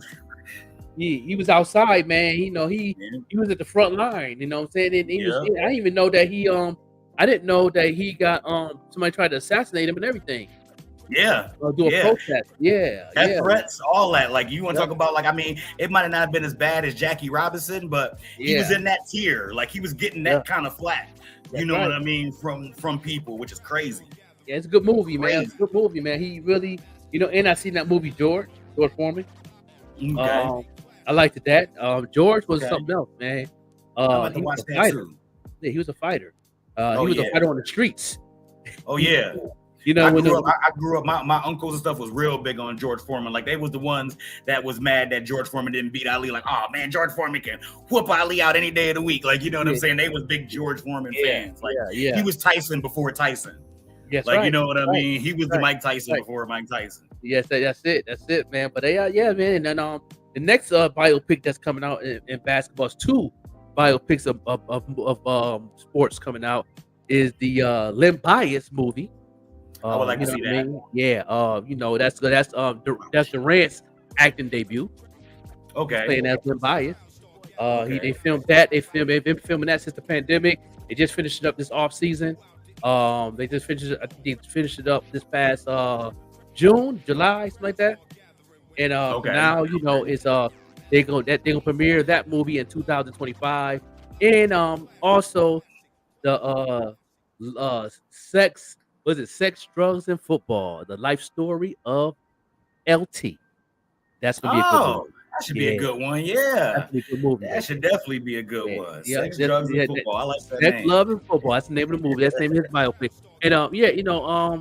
And he's definitely with sex, drugs, and football. Yeah, because he was one of the main players that kept that cocaine on the sideline. Yeah, hell yeah.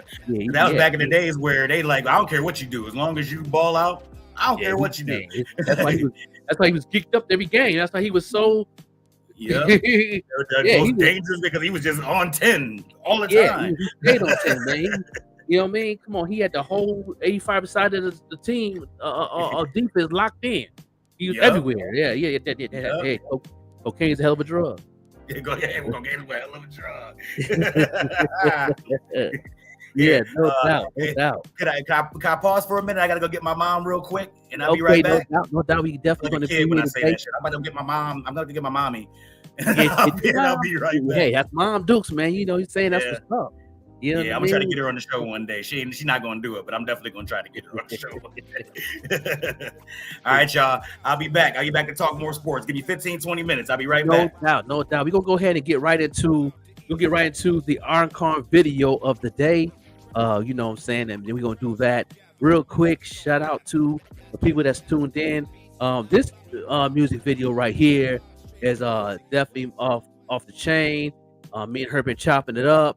People, I done played it encore yesterday when I played her.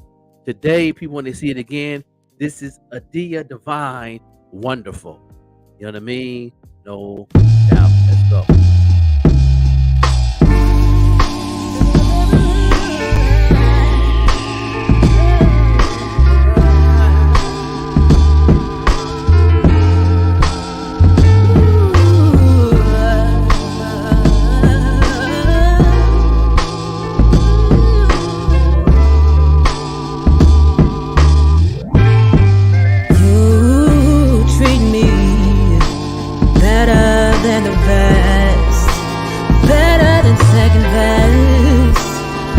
Give me all you got and give me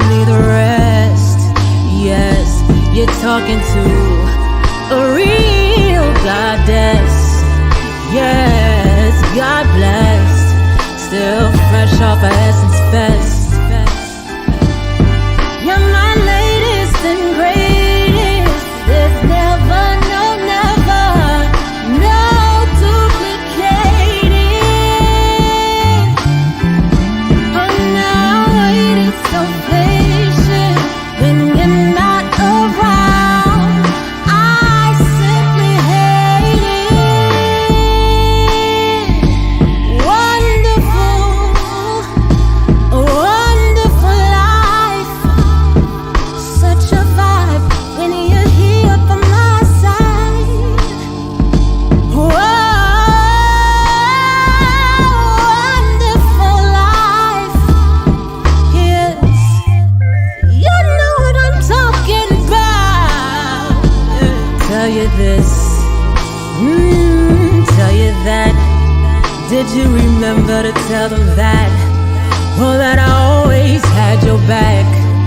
I'm a rider till the wheels go round and round and spin off into infinity. So this image of me might be what it clearly might need to be. You're my latest, my baby. There's never, no duplicating. No, I waited so patient when you're not around. I simply hate it. I ascertain sometimes I might be scatterbrained, and my heart is certainly not all terrain. That's so lame. So may I obtain some Novocaine. May I never complain when there's champagne. I check the mark like a trademark. A whole rider, theme park, a double park in front of Central Park. The black Joan of Arc, always sturdy, never no question marks. Wonderful, a wonderful life. Such a vibe when you're here by my side. Whoa, wonderful life. Yes, you know what I'm talking about. My latest, my greatest. There's never, no duplicating. No, it is so patient when you're not around.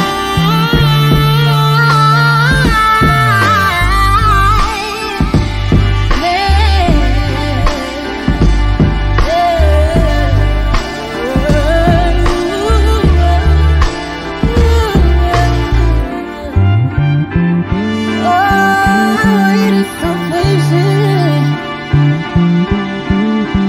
Then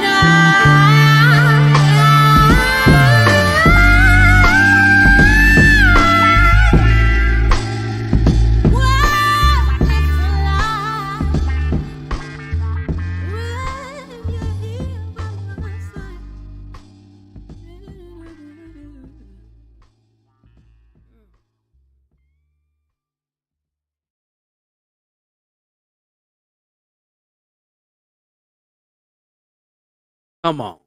That joint right there is flavor right there. You know what I'm saying? That's the encore video of the day. Yes, I definitely got to send that off to the Even Rush Network. Got to get MP3s for the people and all that. You know, I might have to do some, you know what I'm saying, to converting some of these videos to the MP3s, so we can definitely send it to the people to go ahead and make it do what it do. I mean, it gets better and better every time you hear that song, don't it? Man, I'm telling you, I'm jamming. I am jamming back here. I'm trying to, well, I am not trying. I am working this live because you know it comes over as Facebook followers or Facebook users. So I'm trying to make sure that I see the people who are actually engaging with us. And I just want to say again, I cannot thank everyone enough who have been riding with the morning show, who has been dedicated to seeing us just elevate to the Yes. next level for Yes. doing things like at followers, at highlights. That means a lot. That means Yeah. a lot to me. Yeah, it does. You know, especially where it is that we are evolving to. I did want to talk about some of the news that some other news as well. Did you want to get into the topic of the day? Let's get to your topic of the day real quick. Topic of the day for all you women that's tuned in, please tag a woman that y'all know that has a problem with dating. Single ladies, and single ladies. Because I don't want to generalize. I don't want to just make this about the ladies, because there's some men out there, okay, with high Yeah. standards. Yeah, oh yeah, I understand that, but this right here is particularly for the women because of that meme that went viral in the video that went viral. The video came out first of the young lady was in the car getting on a date with this guy, and he took her to the Cheesecake Factory, which is an amazing restaurant to me. And depending on your pockets, could be pricey. Yeah, you know, and she refused to get out this car. She said, I am worth more than that. I'm not getting out this car. And he was like, well, you know, this is why I sent you, and you know, it is what it is. She was like, well, you know, you want me to come in? We go talk about it? She said, yeah, let's come in and let's talk about it. And so he took her back home, and she got mad about that. And she, you know, she thinking she wanted to go to a styling restaurant, and she dressed like she just came from the club, boobs out, shorts up her butt. You know, I can continue to do the hood, the rat dress all day long. How you feel? I don't know if you've seen the video, but you can Google it; it'll come right up. I'm It definitely went going to viral. look at the video. Yeah, it went viral. I mean, I should have went ahead and downloaded it and let people see it, but you know. But anyway, then there's another meme coming up of all the places you don't send a woman on the first date, and Cheesecake Factory was on that list. Wait a minute. Applebee's was on that list. Now, why are they Garden saying was on that places list. are on this list? Why wouldn't you take a person there on the first date? Is that based off of what? It's based off of the women being entitled. You understand We me? have to talk about this. Ladies, come in the room. Yeah. Come in the room. We need some guidance here. Come on in the room. In the room. Tag a lady right now. What on the first? What's a good first date for you? Like if we was dating and I took you to Applebee's, would you feel this type of way? Me send you to Applebee's and I'm paying? You know what? So let me just say this. For me, it is about one of my love languages are gifts. I don't need a real expensive gift. I like the things that I like. I love candles. Yeah. I love smell goods. So it's not about the restaurant. I've been there, done that. Yeah. As a single woman, it's not about the high price restaurants, because chances are I'm not even going to eat all the food. And I mean, it's just a lot to it for me as a woman. Okay. It's more if we are getting to know each other, I'm going to let you in on the things that I like. I would rather you take from the things that we've talked about and ask me on a date and take me to wherever it is that you've heard me speak about, or, you know, during conversation. It can be McDonald's for the French fries. If we are just, instead of coffee, take me to get some French fries. And that's not me being cheap. It's about the experience for me. She, you know what, bro? It's a lot to that. Don said she was bugging. Don from the Eating and Rush. Yeah, he seen. I know he's seen the video. Our sister network said that she was bugging. I don't know. See, I don't feel like, because I have been there. I've been to the expensive restaurants. I did that already. I was married for over 20 years. Yeah, right. I've done all of that. It's not. But this is for the young female. She was young, like she was maybe 22. No more than 27 probably. The guy that took her out, I could tell he had a little back. I could tell he probably had a little bend or something. But that was just their first date. I don't know how they met. I don't know if it was through a website. I don't know if it's through just being at the club. It looked like she just came from the club, the way she was dressed. But she was entitled off the bat. But you know what? Is it entitlement or is it that some people? So I'll give you an example. Okay. Growing up, I saw what was happening with the females in my neighborhood. They were enticed by the guys with the big cars that can buy stuff for them, buy them sneakers and stuff like that, stuff that they couldn't get from home. They were enticed by that and led down that road. So I always said when I was raising my kids, Grand Rising, I'm hoping I'm saying your name right. I do apologize. Hey, Bestie, I see you out there tomorrow. Grand Rising, M. Sudayas, I see you out there. Thank you so much for tapping in. This conversation got real, y'all. It got real. Click highlights in the comment because it just got real.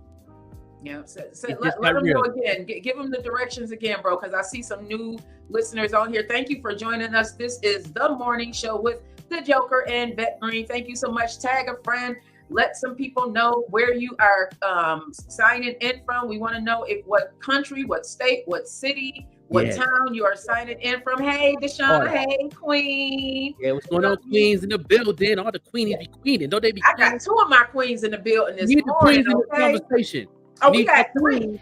We need these queens in this conversation. We need y'all input. Come on in, queens. They jumping in. And happy birthday to my bestie. She just joined. Happy birthday to my bestie Nia Johnson. Oh, we have been doing this thing for 40 some odd years. Okay. Yeah. She made sure they didn't pick with me when I was growing up. That is my sister from another mister. Happy birthday, bestie. I hope you are enjoying yourself right now outside of Buffalo. Do it to the best. I wish I was there with you. I really do. We go rock out. We're talking about today, Queenies. Oh man. About the female that went viral. It was 2 things. The female that went viral and the memes they putting up on social media also went viral. Everybody remixing them and all that. About the young lady who refused to get out her car because she went to the Cheesecake Factory on her first date with this young man. And he, and like I said, and she thought that she was going to send her to a 5-star sit down Moet caviar sandwiches type of restaurant.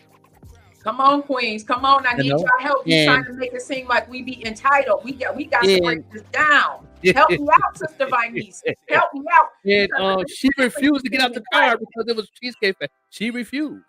She said, I'm not getting out this car. What you this dude? And she was live on Facebook and she was looking at the camera like, this dude is out of his mind. What? And he walked around, opened the door for her. That was different because I don't see too many men doing that. That was really different. Now, that should have said, you should have just closed your mouth with her head and went and get cheesecake. He opened the door for you. And she looked at him up and down like he was short. So let's break down the narrative, bro. Yeah. Because I love that we disagreeing a little bit on this entitlement thing. Yeah. So the Joker brought to us a video that he saw where a female was out on a date. And while she was out on a date, the guy that she was out on a date with took her to the Cheesecake Factory.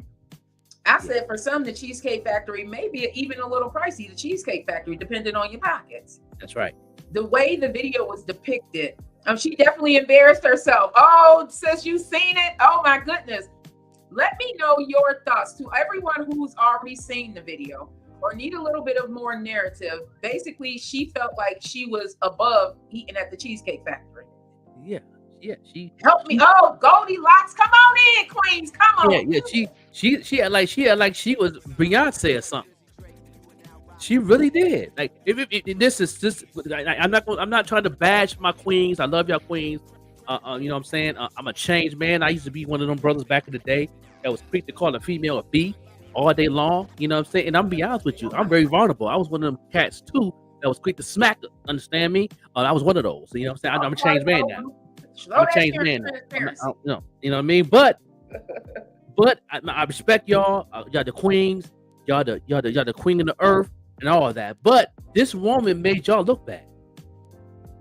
This black queen, or and I'm still gonna call her queen. You know what I'm saying? Because she, but she was dressed like she was going to the club, boobs out and all that. She refused to get out the car because of the Cheesecake Factory. He went around the car to open the door for her Two, what men do you know that do that now? Listen, I've only had in my dating, since I've been dating over the last 13 years, I've only had 2.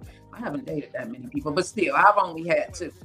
Yeah, Cheesecake Factory is expensive. They got some stuff on the menu that's reasonable, but really, them dinner platters is a dinner platter gonna cost you at least $23 off the muscle. Facts. You know. It's not even depending again on your pockets. The Cheesecake Factory can be very expensive, depending on your pockets. For some people, it may not be that expensive, but the Cheesecake Factory it was very expensive. So Deshauna Queen said she made herself look bad, not me. I know that's right. Sis Bernice Capers, and make sure you check out her book. Sis, put the name of your book that totally helped transform my thinking in the chat, please. She said that she does not represent us all. Okay. I respect that. That's what I'm talking about. You know what I mean? But she made it just that video. A lot of men did grab it and really was off the chain with it. Some have fun with it. It was kind of funny. And then you have the list. What's up with that list? Did y'all see that list that they said that all the restaurants you don't take a woman on the first date? Did y'all see that list though? That's what I want to know. That list is crazy. Applebee's was on that list. Olive Garden was on that list. Like what? That is crazy. Grand Rising Ramesh, I see you out there. Thank you so much for checking in with us today. This is the morning show with Joker and Vet Green. Yes, indeed. The morning show, y'all.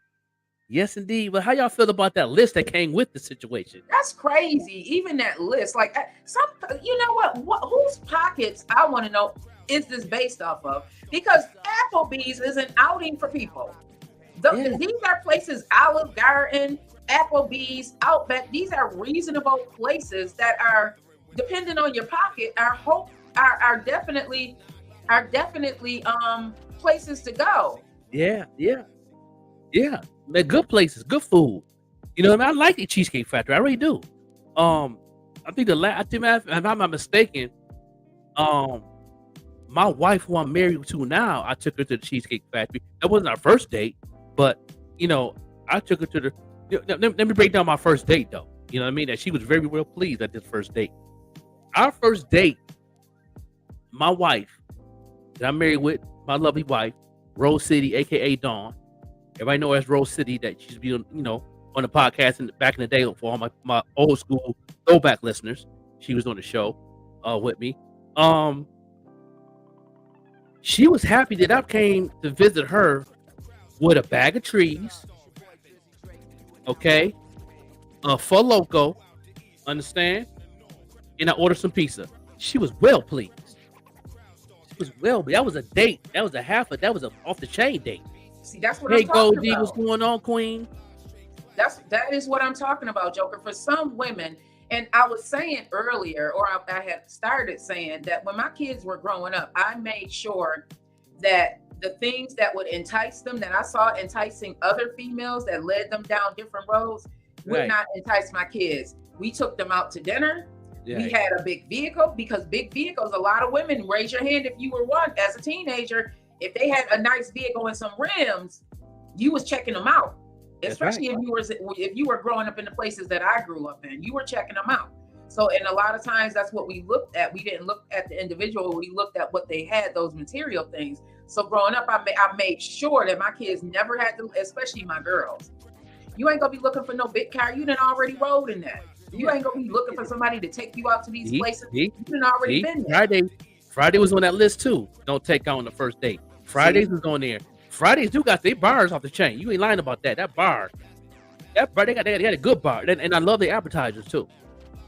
You know what I mean? Come on, man. Like like that list. That list is breaking it down. Like, where do you want to take these women? The strip club? Like what? What is the first date? What is a good first date for a woman? That's what I want to know. What is good? All my queens in the building, all my queens in the chat. Please put in what is a good date for you. Listen, I agree with what Deshauna said. Deshauna said it's about the vibe. Let's put her up. She said it's about the vibe, not the place. Me and my husband have fun at Burger King, laugh a lot. Okay. Yeah. Okay. That's what I'm talking about. Okay. Yeah. I feel that people need to start looking at the quality of the person that they are dealing with. Oh yes, sis, yes, it's the quality of the company. That's what she has said. Yeah. It's the quality of the company. Who are you dealing with? Right. Who are making these demands? And let me ask y'all this: if you can't do it for yourself, should you be looking for someone to do it for you? If you can't take yourself to Applebee's, to TGI Fridays, Right. to what is that real expensive restaurant now? While you playing Chick-fil-A, just don't go on Sundays. You a mess. You are Because a they mess. close. Because they close. You know what I'm saying? Who said something about Four Locals? I must have missed that. I brought 4 locals. I brought some 4. That's my first day. I brought 4 locals, a bag of trees, and we ordered some pizza at the Novas. You know what I'm saying? A steak pizza for the Novas. You know that price that That's pizza what was. you liked. Yep. That's what you were supposed to do. And I ordered it. You know what I mean? And guess what? Paid a tip, and I had just enough money to go back home on a bus. Quit playing. And I was happy. And that is what I'm looking at. Sis Vinice Caper said, a respectable space where we can hear one another's voices as we get better acquainted. That too. Yeah. It may be, and you alluded to this, the age, the younger generation. Yeah. I'm speaking from my age and my experience. We have to have a conversation. If you take me, because there's so much that we can unpack with this. There's so much because there's so many layers to this. Like I think for me, it boils down to the value of the person. Right. It really does. My question is though, Vet Queen the Queen, is when the girl didn't get out the car, did they have a conversation? Did they have some type of a connection? Or it was just a straight date, blind date? I don't know what was the circumstances behind that event that went on. I don't, and it seemed like it was like a blind date. When y'all watch that video of the young lady, y'all think that was like a blind date? Y'all think it was, or she thought this dude had money? I don't know. It looked like he had money, like he owned a business, because he did have some. Some shoes he had on. Them shoes he got on. That was a good penny, because they not, the dude feet was on fleek. You know what I mean? But he had little khaki, little, collar shirt. He was, little something not crazy. You know what I mean? But did it seem like that it was a blind date, then just a regular date? I don't know if they had the conversation or not. What did y'all see in that video? I wish I had the video to post up, but I do not. But what did y'all see in that? Isn't enough of us teaching our babies with truly viability and the values are no doubt. You right. But see, I have 2 girls. You know what I mean? I have 2 girls, and their moms did a pretty good job on teaching them how to be a lady. But then I'm also, me being a man, I'm always teaching them what us mans be thinking. You know what I mean? Both my daughters, I break it down to them. I let them know I was vulnerable with my daughters. Let them know how I was. I always talk to my daughters. I talk to them like pretty much if I was going on a date with them, so they can see and feel of what it is, of what they need to do as far as when they start dating. And then I start talking to my daughters when they turn 15, 16, going into 17. You know what I mean? And I broke it down to them. They used to get caught up because that man was a football star in the school, or he was popular, or he got money, or he a drug dealer, or whatever. This, that, and the third. You know what I mean? I used to nip all that stuff in the bud. But both of my youngest girl, she still ain't get it right yet. My oldest girl, she got it right. She's still with her baby daddy. They got 2 kids. Eventually, he's in the process to propose to her soon.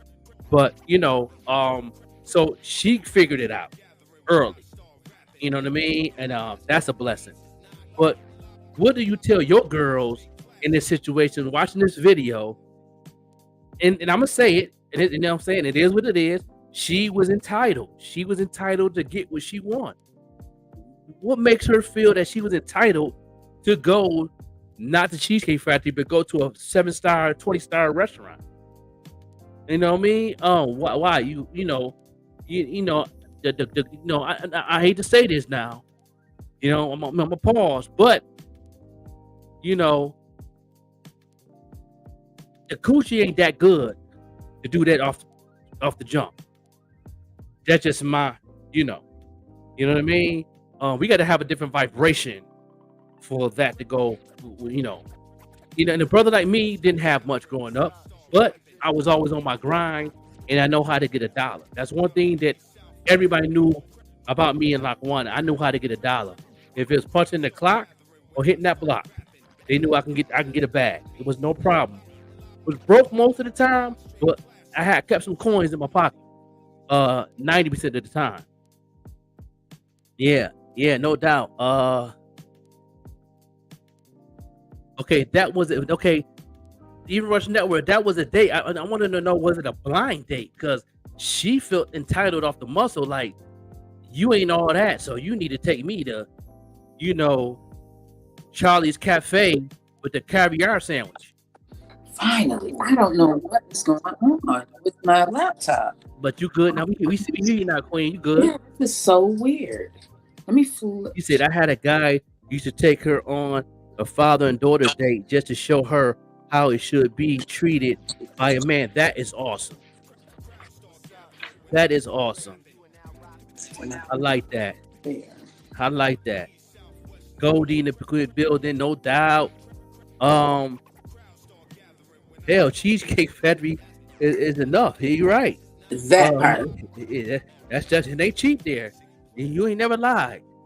Because, you know, that part. Because the dinner platter was $22. That was the cheapest. It was $22. Yeah, I have gone to the Cheesecake Factory and my bill alone was like $50-$60. DJ not in the building, Larry Loud in the world. What's up with your big dog? Grand Rising to one of my faves. Grand Rising, Larry Loud. Shoot. Yeah. It's going real. We talking about some things, Larry Loud. Join the conversation. Yeah. You do. And me and Larry Loud talked about this a couple times about the young lady that refused to get out the car because her date sent her to the Cheesecake Factory. She want that caviar sandwich. She want that lobster and scallop salad. You know, she want a bottle of Moet Cristal. But can she afford it? Can she afford it herself? Yeah. But she want the dude to pay for it. You know, but the thing that caught me though, Queen, was when he got the car and she didn't get out, he walked around the car to open the door for her. And she looked at him like he was short. That what got me. That right there, that took me. I got mad like it was my date. You took issues with it. Yeah, I was like, I was in my feelings. Like, what? I got to cussing. My wife thought I was on the phone with somebody. I was like, I said the B word. I said, bitch.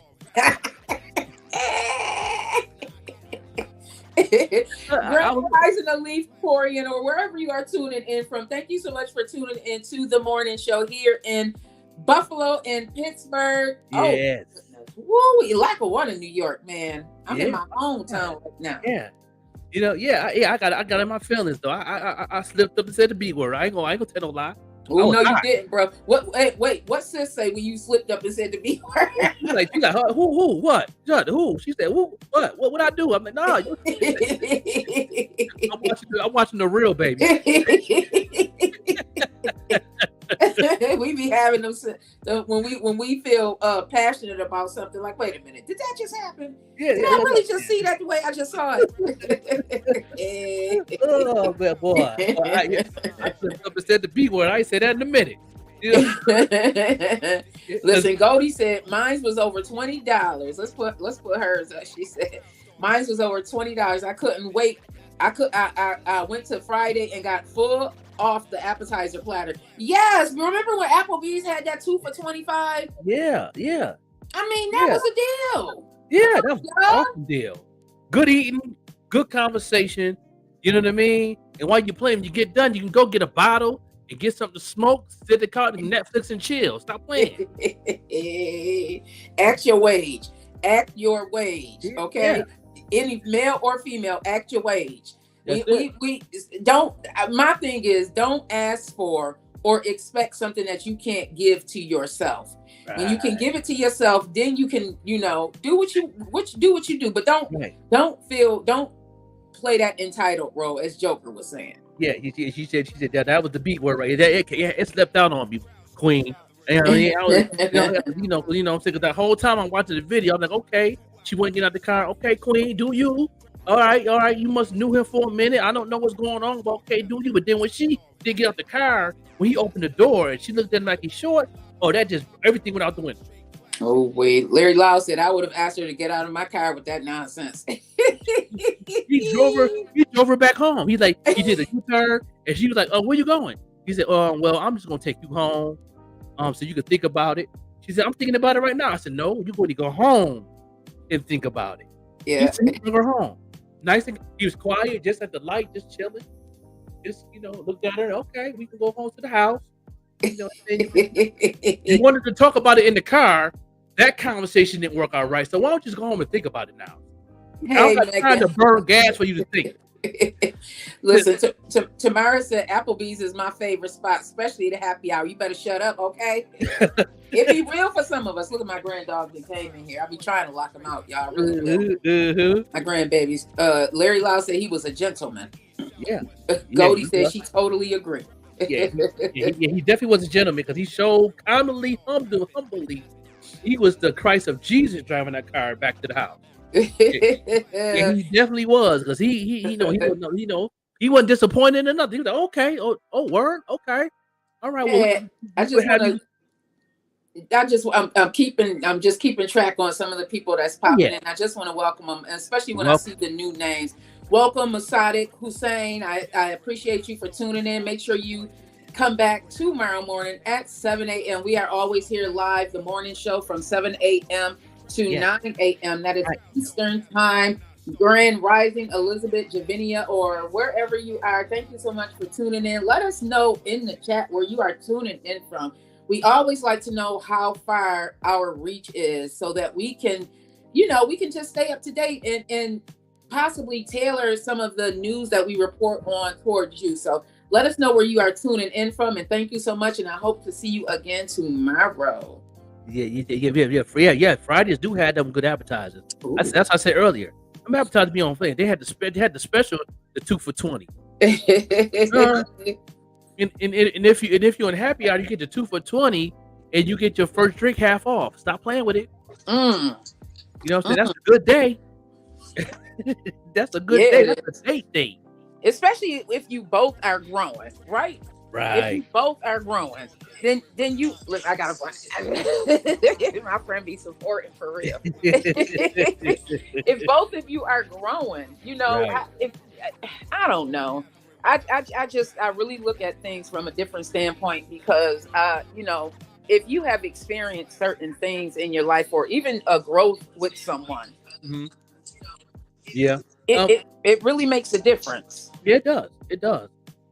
So in that predicament that I just showed you and described you in that video, that was a form of entitlement. I'm not saying all women is like that. And she just really made, even the people in the comments in the video that was on Instagram, people even said that she made a lot of the good women out there so bad of what she did, and she got to learn to be live on the platforms. She live on the platforms in the situation, and that was very ignorant. And then she was dressed. She wasn't even dressed to go to a good restaurant. She was dressed like she was going to Magic City in Atlanta. That's what she was dressed as. She was dressed like she was going to Magic City. She about to go on a stripper pole. Boob almost out. Like number one, learn how to dress. Like, I teach my daughters to dress right. Be classy with your stuff. Like, you know what I'm saying? You don't have to show your goodies everywhere you go. That's made for you and the special one that's with you. They can't see y'all. Everybody can't see the cookies. You know what I mean? Come on now. Like, what up with that? Like, she want to go to a 7-star, 13-star restaurant with her boobs out and shorts of her butt. Now, come on now. I don't know if y'all seen the whole video of her getting out the car when he dropped her off. But yeah, she had some Daisy Dukes on. You know what I mean? Because I know they shortened the video up on certain parts of that video. But then, But at the end of the day, the moral of the story is, the internet don't lie. Internet is definitely these platforms definitely tell the truth. Lately, they've been telling the truth on some things, and but she set herself up on that when she went live. Sis Vinice Caper said, "Talk about it. That dress. Talk about it." That's a whole conversation. Because I respect anyone who wants to dress the way they dress, but my advice is to make sure look towards your future. Yeah. And look at what you're trying to attract. If you're dressing the way you're dressing for you, to each his own, my grandmother used to always say, but you also have to look at the culture and the respectability. Right. The respectability. And it did another part of the video. She did say that. I forgot this part. When he said going to the Cheesecake Factory in the parking lot, and before he got the car, I remember she said, "You see Christina sitting on the seat? You see all this? Yeah, we see all that. Put some clothes on. Yeah, we see all that. Put some clothes on." I want to say that sometimes especially different situations. Now I love the sexy dress and all of that. It's how gotta be classy. Sexy classy. Because you can be sexy classy with cleavage showing, a little bit of side showing, a little bit of back, showing. a little bit of back showing, neck showing with nice little bling, hair to the side with an earring to the bling. Yes, don't give it all to them. That's classy. The dress you had on at the awards, that was sexy. Sexy classy, okay. Sexy classy. That was what's her number? Classy, like you know what I mean. Listen. That's what it wasn't that but I smash it. It wasn't that. You know what I mean? Wait a minute, bro. Stop. Oh. You feel me? What is the bro? But that's the mindset of a man. You see me? That's what we think. We be like, but okay, but I'll smash that though. Like, you know what I mean? Like, so you already, the respect already went out the window because the way she dressed, the respect went out the window. Now the hoodlum came out, the man. You know what I mean? Because our hormones all over the place. So no, when you sexy, classy, you look at you respect the woman. You respect the woman different. You know what I mean? You talk different. Your body language is even different. You know what? Can I stop you for a second and ask you a question? Because I remember a male telling jiggling air where Tamara said the cellulite be all out. Sister Viney said jiggling everywhere. Y'all are a mess on here this morning. Y'all are a whole mess on here this morning, and I love it. Yeah. Let me ask you a question, bro. Okay.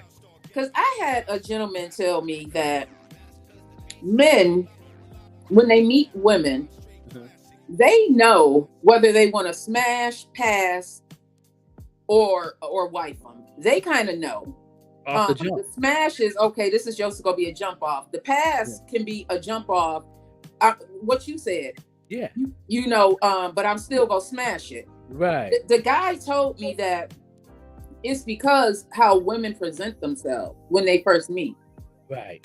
If you present yourself in a certain way, then that's how they're gonna go with the flow. Pam Fam said they are a mess. And what he was explaining to me is a lot, because I was talking about how I was in the dating ring I'm still dating. I'm still in the dating ring. Mm-hmm. And he said one of the things about me is how I present myself is as a person, as like a wife. Right. I have a respectability about me. I mean, it's my mom. Your integrity is very high. Yeah. So do you agree with that? Did you when you were dating? And no disrespect to sis, no disrespect. Yeah. Yeah. She me and her had this conversation all the time, and that's what made me attracted to her, because she was very different. She was different. She was classy. She worked at the office downtown, at the Geek Squad. She was a graphic designer out there, and she always dressed up for work. So that was impressive for me. She you know what I'm saying? But yeah, once you meet a female, 99.9% of the men know exactly what type of woman you are. That's what he told me. First 5 minutes. You know what I He mean? said that especially if you've had a conversation, they kind of know Yeah. what it's about, what is jumping for. That's what he said. Yeah. You kind of know. And if they are not ready for a relationship, and I say this to the ladies because a lot of times we disassociate what they're telling us and what we're seeing to what we're feeling. We want what we want, so we're going to try and make it happen, even though they've told us that they are not ready. That's going to be a conversation that we have to have on the morning show also. Yeah. Bam Fam said, yeah. oh, go ahead. Yeah, Bam said, yeah, it works both ways. It does. They both know. It depends on depends on what the date is and looking for each other. Yeah, it's true too. I know some women will come up to see women is different. Women will look at a guy and say, nah, that's not my type. But once the man opened his mouth, they might change their mind. You know what I mean? Because the guy might be funny. He might be a sweetheart or whatever. And same thing with me. Well, I can't speak for all men on that part.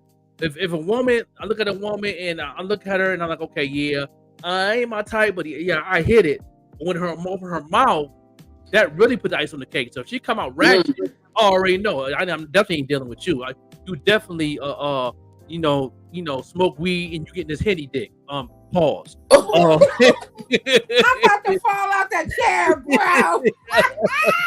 So just keep it real. Keep it real. Yeah. When a woman open their mouth, it makes a big difference after I see their how they present themselves.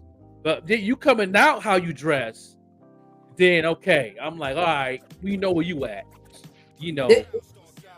Sis by Niece Caper said, I can tell via conversation and confrontation. Me too, sis. Yep. Let's take it another step forward. Right. When we can tell via conversation and confrontation, and we still continue to move forward, because a lot of times we do. Because again, we want what we want, and we are going to try and make it into what we want, even though the red flags are there. What do we do in those instances? Let's unpack this thing, because there's a lot of levels. I think that's where the bad decisions come in at when you're young.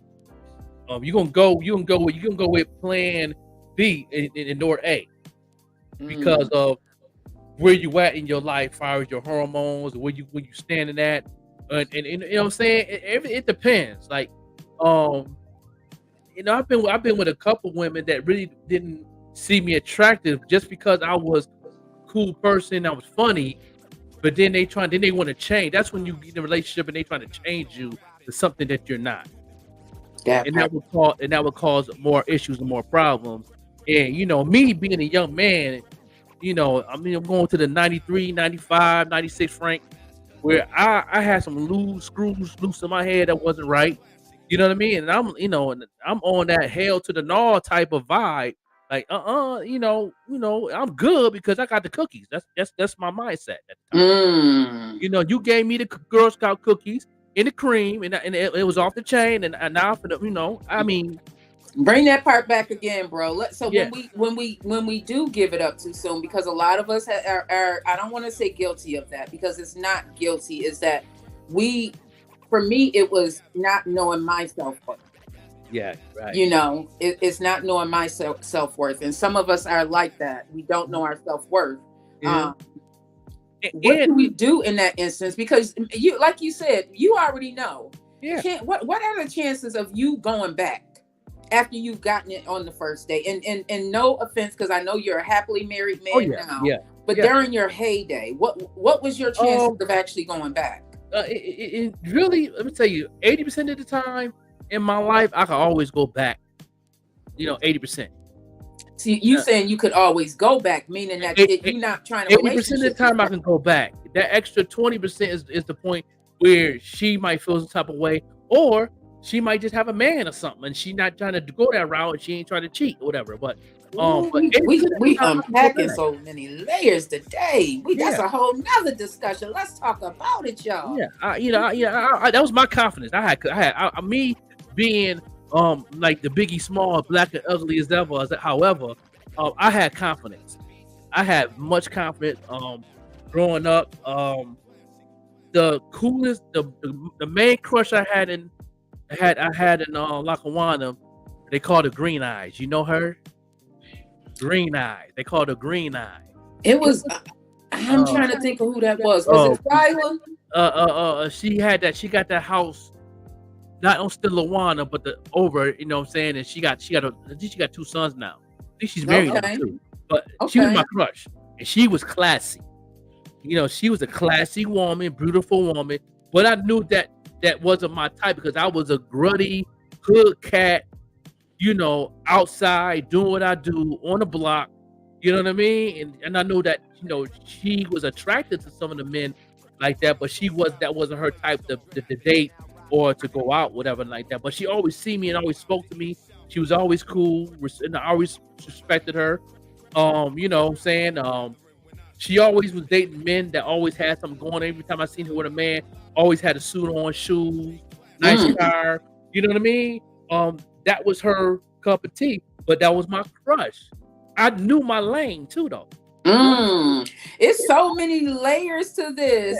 Larry Loud said, "Sadly, most of us." I can't be, but she not gonna mess with the Joker. Yeah, I can fantasize all day long. You know, she'll give me a hug. That hug was magnificent. We have good conversation, good people. But I knew off the top, not a day in hell that I'm gonna have that woman. Yeah, you want to go through some of these comments because they are on fire today. I want to go back up to Tamara's, but Deshauna said, "I respect him saying that because it's a lot of men out here disturbing women's like, yes, my girlfriend told me that. She said, don't disturb my life. Do That's not right. come into my life disturbing me because I'm okay over here. Yeah. If you're ready to disturb me, you need to be coming with it." I learned that from her. Big shout out. See, Green Eyes, she was stern like that too, though. She made it very clear off the top. No, Joker, you good people. You funny as hell. You can rap your ass off. You could dance your ass off. You awesome off the chain on the basketball court. But no, she gave me a compliment with the no, so she knew how to balance it out to where she's not breaking my heart. Or whatever, you know what I mean? But you know, cool people though. Like today, if I see her today, she gonna be like, "Oh, Joe, what's up, Joker?" And she got. I'm not mistaken. I think she's my friend on Facebook. Oh, well, you got to tell me. Yeah. Tamara said you don't know that maybe she liked the bad boys. Sis Vinice said she had standards. Yeah. Big shout out to Salim. Thank you so much for tapping in. Thank you everyone who continues to tune in with us. Let us know where you are tuning in from. Please let us know. The morning show with the Joker and Vet Green. Yeah. So in your thing, have you ever looked at a guy and said that you would never be with him because he was over on a higher level, or you was in a different type of lane in your situation, or you was confident like me, like I'm gonna get that. So let me, I want to make sure I break this down because it's so many parts. Oh, I love this conversation. We're all over, but it's okay. I love this conversation. Yes. And thank you to everybody who is joining us today. Again, please, what do you put at, I'm going to let Joker handle that part. Yeah. Please put it as, we know it's getting real. It's getting real out here. So definitely put highlights in the comments. Put highlights in the comments. Yeah. It just got real. It just got real. And if you can do us so much a favor, if you can put at your followers, that way your followers, if you like the content, share it with someone. If you like the content, put at followers right now because we are on here. I see we are going into the 10 o'clock hour. Listen, we gonna talk, bro. We gonna talk. Yeah, no doubt. Yeah. Thank you, Larry Loud. Oh, my guy. So, first off, to start with the first part of the question about guys that were doing better or above me, I was scared. Oh, okay. I was scared because I was not in a good place. So I never sought out the guys that were doing above me. It's a lot to that. We need to have a whole nother conversation about that because there's a lot of women that feel like that. Yeah. And it goes to what Tamara said. You don't know that maybe she liked the bad boys, but why do we like the bad boys? I had to in dealing with myself and self-development. I don't think Green Eyes was into the bad, but she always had every man I seen her dated. I used to always go by her house all the time because I just had to go that way to visit the twins. The twins' grandmother lived a couple houses down. And I used to walk past all the time, and every time I seen a man in her driveway, they always had an Escalade. One guy had a Benz. Like I don't think she was, from her energy and her vibration, she wasn't hunting for these men. They came to her because she probably went to a certain place. I don't know what her job was at the time, but she always had a cool, wealthy man that that was good for himself. You know what I mean? Handles his business. But he was also an OG too, because he knew the cats in the block. He knew me playing ball and doing rapping and everything. And he's like, yo, when you get the CD come out, give me some music, man. Playing my new whip. I need to play some music. They was cool, but that was her cup of tea, and I respected that for the queen at the time. You know what I mean? She never disrespected me. I never disrespected her. We cool to this day. As I was saying, she is my friend on Facebook. I don't know her name on Facebook. I know her as Green Eye, but every time I see her picture pop up on the feeds, I usually wish her a happy birthday, or I think last time that she posted up, somebody had passed away, and I gave my condolences and stuff like that. But she's still, I still see her on the feeds, it's because she knows, I see what I'm doing, and I'm pretty sure she know you, and what I'm saying. But that was my crush. That was my heavy crush. You know what I'm saying? And my other crush was Jackie. Good old Jackie know that. I think for me, and it goes back to what Tamara said about the bad boys. Sometimes we do seek that out, and that's what I sought out was the guys that were in the streets, because those are the guys that I saw that were doing something. I didn't see the doctors, the lawyers, the dentists. Right. I didn't see the scientists in my neighborhood. So hey, sis, Grand Rising, I see you out there. Good morning, Ann Robbins. Hey, sis. Oh, you a new auntie again. We a new auntie again. Yeah. Our niece had a baby last night. Big shout out to Maya and my bro. Congratulations on being a pop. He became a pop before I became a mama. That's my little big bro. Yeah, no doubt. Yeah, I sought out the street guys because I felt like they were the ones that can protect me. They came with certain things with them. Yeah, that's what I sought out. But it was a mentality. I had to become okay with who I am. Mm-hmm. That's why I said it's so many layers to unpack to all of this whole discussion. So many layers because we dress the way we dress. When women dress provocatively like that, yeah, chances are they were sexually abused. Okay. They are very promiscuous. That's why I say it's a lot to unpack with this. It is so much to unpack. It is. And for me, I to go back to your question, once I became okay with, well, not even once I became okay with myself, because I always had standards because of my mom. I emulated my mom. My mom was married. My mom had certain standards herself. So I emulated that. So there were certain things that I never dealt with because it was already ingrained in me. But I also cannot harp on the women too hard who do not have certain standards, because it really is a standard and it's about self-love. Now, some of you may not agree with me about that, but for me, it was about self-love. Hey, DJ Smokey. What? You know what? Let's go. Wait a minute. You know what? I don't know, DJ Smokey. You may have to Google that. I'm about to fall off this chair. No, it's not. This is how you know you're going somewhere when you get.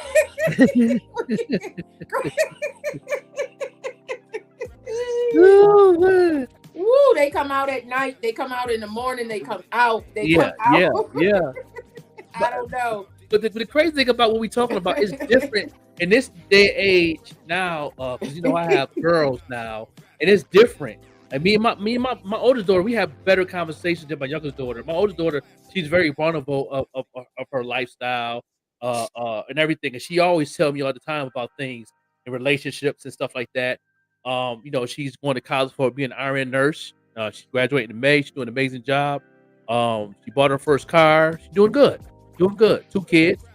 Gave me 2 grandbabies. You know what I'm saying? Thank you.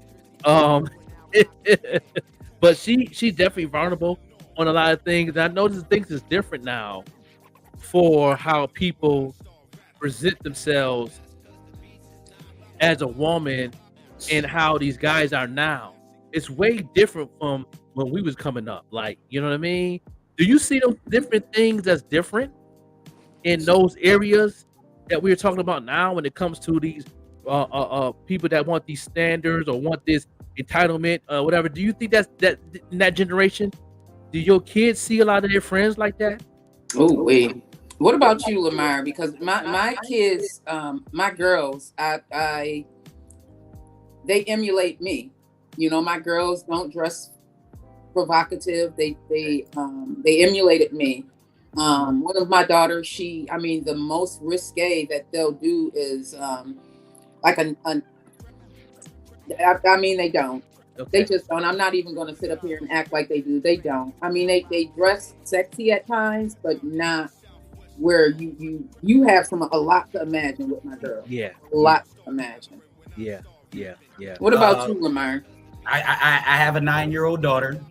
She is freshly 9 in June. You know what I'm saying? I have a 9-year-old daughter. And if any of y'all meet her, if any of y'all ask her, I do not play that. Yeah. I do not play none of that. I don't play none of that. I'm gonna give you a prime example how I know I don't play that. Yeah. Now, y'all can't see how tall I am from where I'm sitting. I'm all of but 5'8". My son's size. My son height.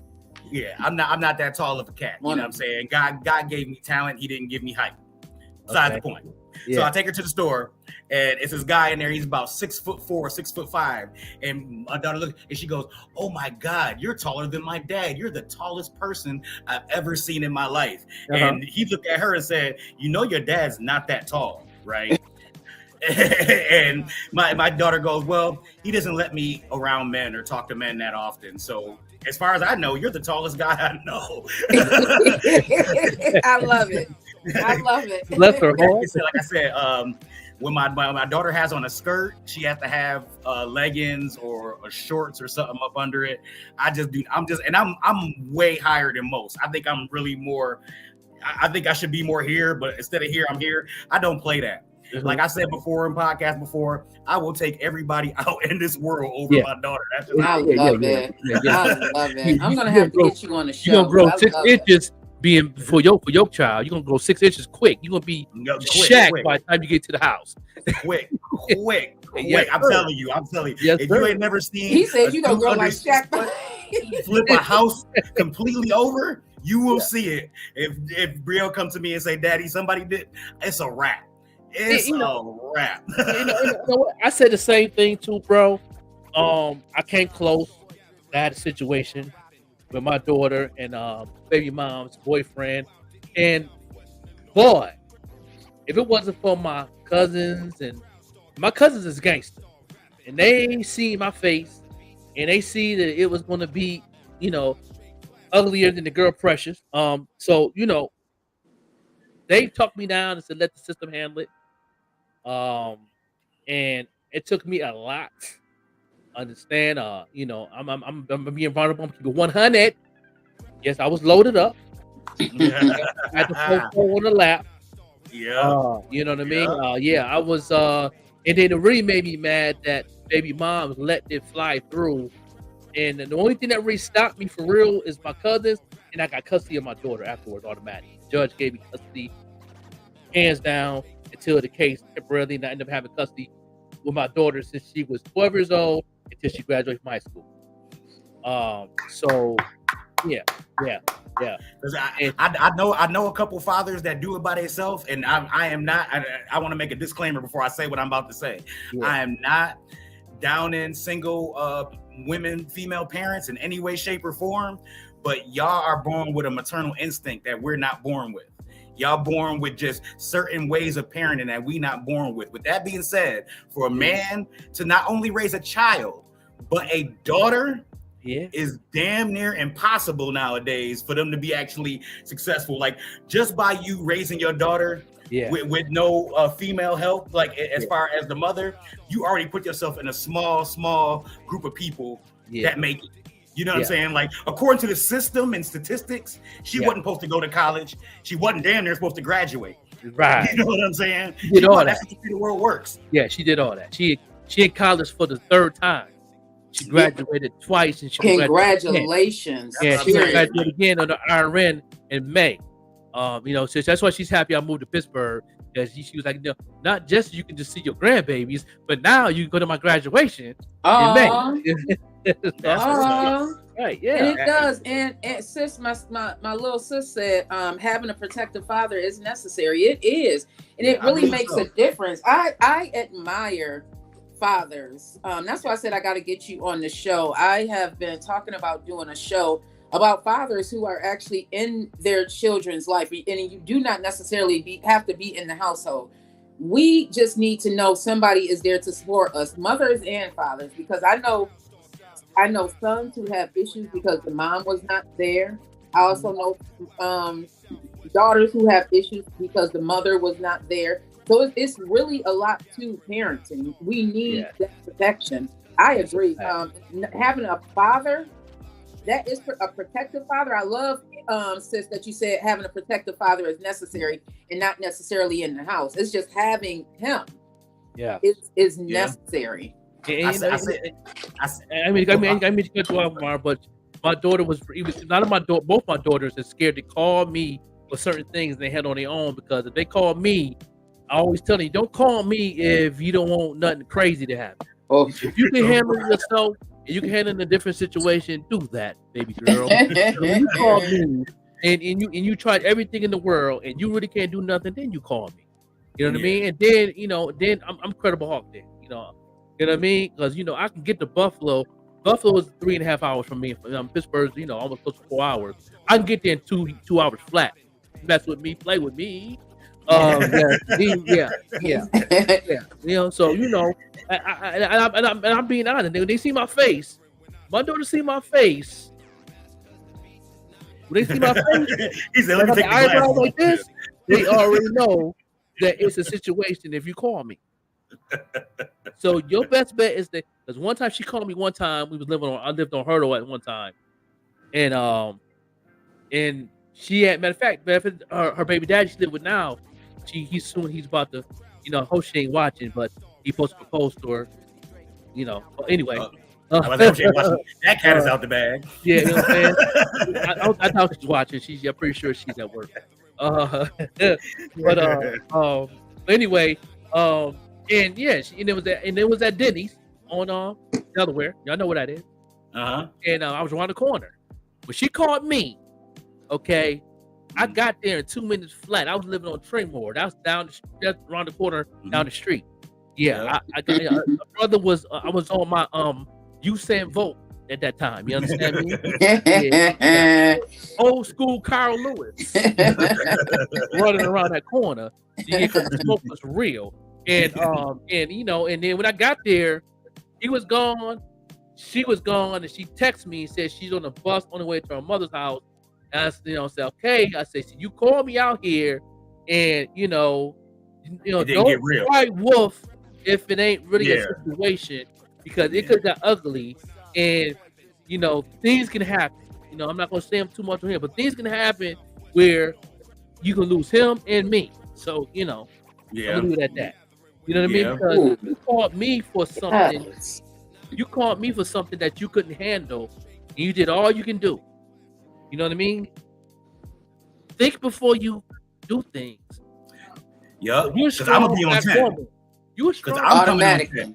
Yeah, I'm coming on 10. If it's a 6 situation, if it's a 7 situation, don't call me, because I'm coming on 10. I'm coming on 11. I'm coming on 13. I'm coming. It's like that about our kids. Yeah.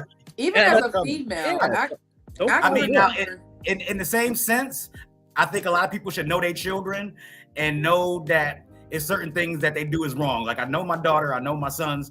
And with that being said, there's certain things you can come tell me and be like, oh yeah, Brielle did this. And I'd be like, oh yeah, that sounds like my daughter. She probably did that. Like, you know what I'm saying? A lot of parents are delusional and thinking their kids can't do no wrong. That part too. That you know part what I mean? too. We should have that discussion tomorrow morning, Lamar. Yeah, because yeah. You have to know your child, because these kids, when listen, they are one way in front of you, and they're a whole nother way when they are outside that door and coming in school. That's right. Bam Fam, congrats. He said my daughter is about to graduate from college as a doctor. I know that's right. I know that's right. PhD. Yes, Yes, Black sir. excellence. Yes, sir. The queen is definitely gonna do what it do. You know what I'm saying? To the Uncle Joker said, congratulations. You know what I'm saying? Yeah. And when she graduate, make sure you send pictures, because we at the morning show will be highlighting things just like that, because we need to see more of that in our communities. Yeah, If you we don't love see excellence on this platform. Yes, you need to see it to believe it. That is a Black female. That is a female that's about to graduate with her doctorate. Come on, y'all. Yeah. It's possible. Yeah, no doubt. That's what I'm talking about. That's what I'm People talking don't know about. how important that just like you said, seeing Black excellence is, because you could tell us all day and it sounds like a fairy tale, but when you see it live, close enough person, it just gives people a certain motivational kick. Yeah, that be like, man, that could be me too. Yep. Yes, indeed. That could be me too. I remember when I met my first male Black teacher, and I looked at him like he was an alien. Like, you know what I'm saying? I was in like 3rd or 4th grade, and I was just like, and you don't clean up or nothing? You teach here? Wow. Okay, How did get you out of do here, in that bro. class, Lamar? Because statistics say that if you have a Black male teacher, your chances are higher at doing better in school with Black male teachers. And my son right now is in school. He's going to be a teacher, but he, how was that for you? How was that experience? I raised up because I've always been, I always say that there's people who are math people and science people. I believe that people usually kind of separate to be stronger in one side or the other. You either good at English and science, or you good at, math and social studies. They usually kind of separate, the two. With that being said, I was always strong at math, but seeing a Black teacher come in every day, dressed to the nines, smooth, like, you know what I'm saying? Like that was just real impressive to me. So I can't say necessarily my grades went up, but I definitely gained more of a respect for the education and educational system just by seeing. I seen Black female teachers all the time. I've had a couple Black teachers, but to see a Black male teacher really just threw my wig back. Like, you know what I'm saying? Short, dark skin, you know what I'm saying? Just like a person that you wouldn't expect. And then he was just, a teacher. So it definitely, after that, you know what I'm saying? I mean, I went to college, something that I never really planned on doing. You know what I mean? I couldn't afford to stay, but I definitely tried my hardest to go. You know what I'm saying? Canisius represent. If anybody from here from Canisius, I went to Canisius straight out of high school. Okay. And I played part of it to, you know what I'm saying? Seeing that Black excellence. You know what I'm saying? Yeah. The only Black excellence we grew up seeing was in sports. That's right. That's right. And rapping. And music. music. Rapping. Music. That was it. Yeah. That was it. That was so it. When That was the only reason it's like it just a whole new light on you. Yeah. It's that's been an amazing morning show. We this is a record right here. Right. I'm liking this because we had talked about this, and look at God. Yeah. Sometimes when you take your hand out the pot and just let the Most High do what the Most High does, it works out. We talked about this. So listen, I see. We go talk later. Yeah. So we do have to make an announcement for those of you who had to transition over or would like to transition over. We are now going to be live. The morning show is now going to be live on YouTube on the Evening Rush Network. That's our sister network. Shout out to Don. Yeah. We will no longer, starting on Monday, we will no longer be on the 716 Live platform. We're actually transitioning because we want to grow. Yeah. We love 716 Live and we fully support what 716 Live is doing. You're still going to see us sharing and supporting, but we in Joker, you can allude to it as well. We want to grow this thing outside of our normal 4 streets. I grew up in a small town called Lackawanna, New York. Yeah. I want to reach more because God purposely purposed me when he woke me up the 3rd time after trying to unlife myself. And in order to reach the masses, we need to branch out. And thank you, Joker and Rochelle and everybody else who continues to encourage and for me, I can't even lie and say this is not scary because it is. It's definitely a transition. Grateful that I have Joker. Grateful. Y'all don't even know how grateful I am that I got my big bro. Yeah, no doubt. Grateful to all the Same here. people who continue to rock with the morning show. You know, Joker and we created this thing. Just, you know, Joker had already done a morning show, and Joker, you can allude to everything. You were already doing the morning show. He welcomed me onto his morning show. This is the reason why I know how to even do this. Right. Because he welcomed me onto his platform. So we are going to grow this thing. Big shout out again to Don at the Evening Rush. He saw the vision, you know, of what it is we're trying to do, and we are collaborating together. We're going to continue to collaborate with 716 Live, continue to collaborate and send this thing out. If there are any other networks that would like to sponsor the morning show with the Joker and Vet Green, please reach out to us. I saw, oh my God, did you see the names that were popping in today? Yeah. Like, this reach is real. Yeah, no doubt. This reach is real. So go ahead, Joker. You can. Yeah. You know, we would transition to a different type of movement. Like I said, shout out to 716 Live. They're doing their thing. You know what I'm saying? You know, they're in their lane doing amazing things. It's just, you know, when you outgrown certain things and you want people to go with you, sometimes, you know, like my man Benny Butcher said, everybody can't go. Yes. You know what I mean? And that's cool. Everybody can't go. And you know what I'm saying? And you know, but me, I'm a type of person that I can bring a lot to the table. Those who ever did business with me, or those whoever was in my marketing class and I market coached them, anybody that's seen me do anything from things from IBP Media to managing Kulu, and I'm still part of the IBP movement family. I still market and be part of the team and support. You know what I mean? I'm very consistent on what I do. And why I'm so consistent is because I want to not just see myself grow. I'm more excited to see more people grow in front of me. And that's the truth. That's, you know what I mean? I like to see, you know, I'm not going to be mad at if Vet get her Mercedes-Benz before I get mine. I'm not going to be mad at all. Because we're going to be riding together. Yeah, I'll be like, yo, I'm saying, yo, I'm going to be going to the house saying, can I get the keys? I got to take it for a run. I got to go to the store. Facts, because he got my back. Like, it's different when somebody really got your back. And Lamar, I want you to share your thoughts and feelings on everything, because you have your show coming out, and we would welcome you to continue on with us on this journey, because I see the vision. Oh yeah. You can't get rid of me now. It's over now. You can't get rid of me now. I'm telling you, you're gonna be like, yo, what you here again? Like, you still here? Yeah. I was listening to the commercial in the car with my son as we were driving him to work, and I was just cracking up. Yeah, like, I played the man, commercial this this guy morning. is a fool. He is a fool. Yeah, no doubt. We definitely appreciate you, Mar, man. You know what I mean? You're definitely amazing, a piece of the puzzle. And why you growing with us and you're learning how we do things, and you getting ideas of what you need to be doing.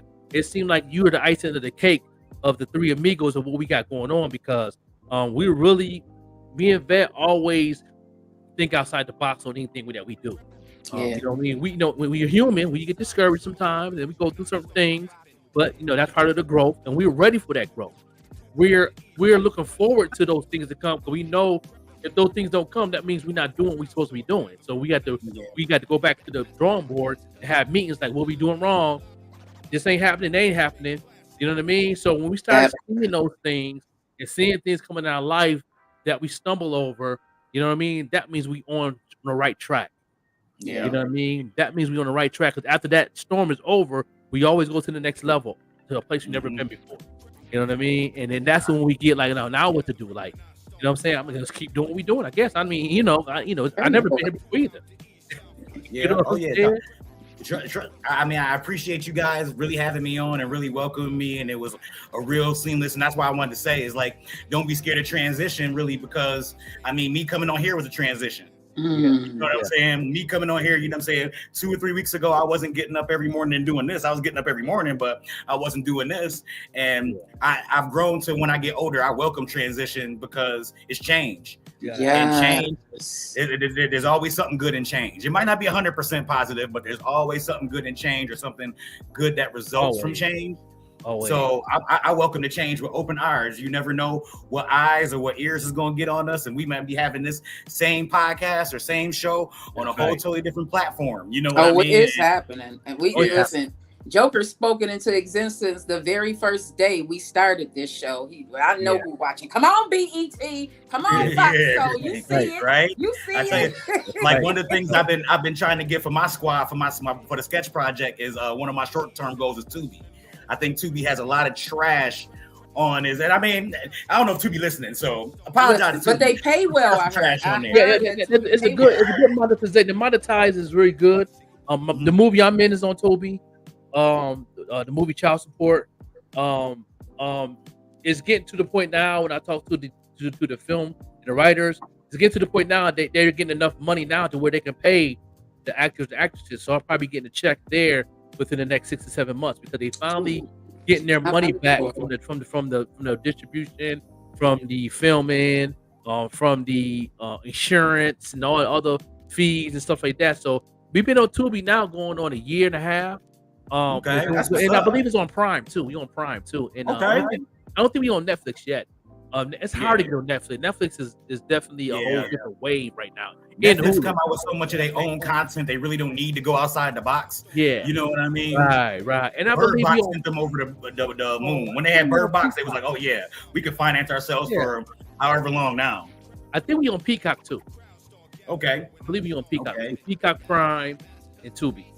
I know. But in the movie Child Support, see my acting skills. You know what I'm saying? I'll check you out, definitely. You know what I mean? I got my Denzel Washington on. You know what I mean? I don't want to smack nobody like Will or nothing like that. But you know what I'm saying? Your hands off me. A couple acting roles in there, man. And the movie Child Support. He's trying to come out with a movie Child Support Part 2. I've been talking to the writer. He's got a book coming out called Too Blessed for Suicide. Coming soon. Anthony Whiteman is his name. Google him. He has a Wikipedia. He's from South Carolina but live in Atlanta. Good friend of mine. I definitely want to get him on the platform, interview him and stuff. He always tune in when he can. He's definitely connected to Tyler Perry studios and stuff like that too. He always going to the meetings there and being on the campus of the property of Tyler Perry, and he's trying to put together a sitcom. And he got a lot of things going on, man. So shout out to my man Anthony Whiteman. He also a mentor of mine too. Good people, good brother. You know what I mean? And so I'm looking forward to that movement in the future of what he got going on. And a lot of the people that's in that movie, y'all might recognize, because the girl that plays the baby mama, she is definitely acting. If y'all watch his Fatal Attraction on One, she acts on a couple of those things too, as one of the when the one girl that got killed in Oklahoma, she played her role and stuff like that, for that documentary type of thing, and she's doing that now. And I didn't know TV1 production was out of Atlanta. I didn't know that. I didn't either. I thought it was out of New York. Yeah, she tried out a couple roles. They only had like a couple of. They usually every. She told me every month they have one day where they look for actors to come in and try out for certain roles for the new season. Because I think the new season starts on Thanksgiving and all that. So so she's involved in a lot of things. Linda Brown, I think her name is, that play on the main character of the movie Child Support, and she's doing her thing. And I'm pretty proud of her. You know what I mean? And then I've been in other situations too. I've been in the movie Child Support. I've been in the movie Ninja Turtles that was filmed in Buffalo. I was an extra in there. You can't see me. I was one of the ones driving on the 33 when they was driving up. I was one of the ones. But you got in. Black cars. That's me. There I go right there. You see?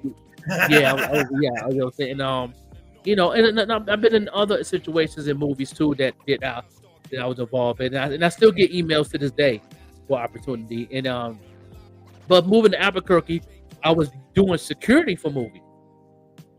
Better Call Saul, I was a security for that. Stranger Things, I was security for that. That's my joint. The End of the Road with Queen Latifah, Ludacris.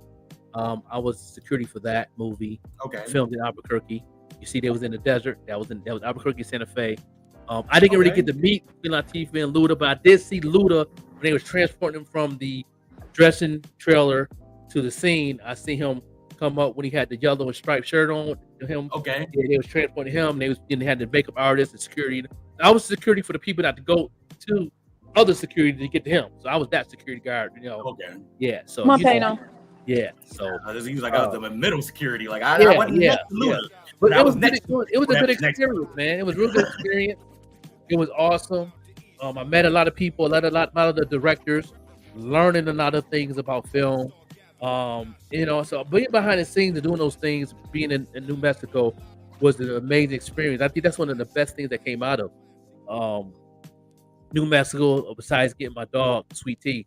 You know what I mean? But but that was a good experience, man. And I learned a lot of things. I'm connected to like the Sony Films, Universal Films, Netflix organization. I know some of the interns, and now they got jobs there now. That's my friend on Facebook, Instagram.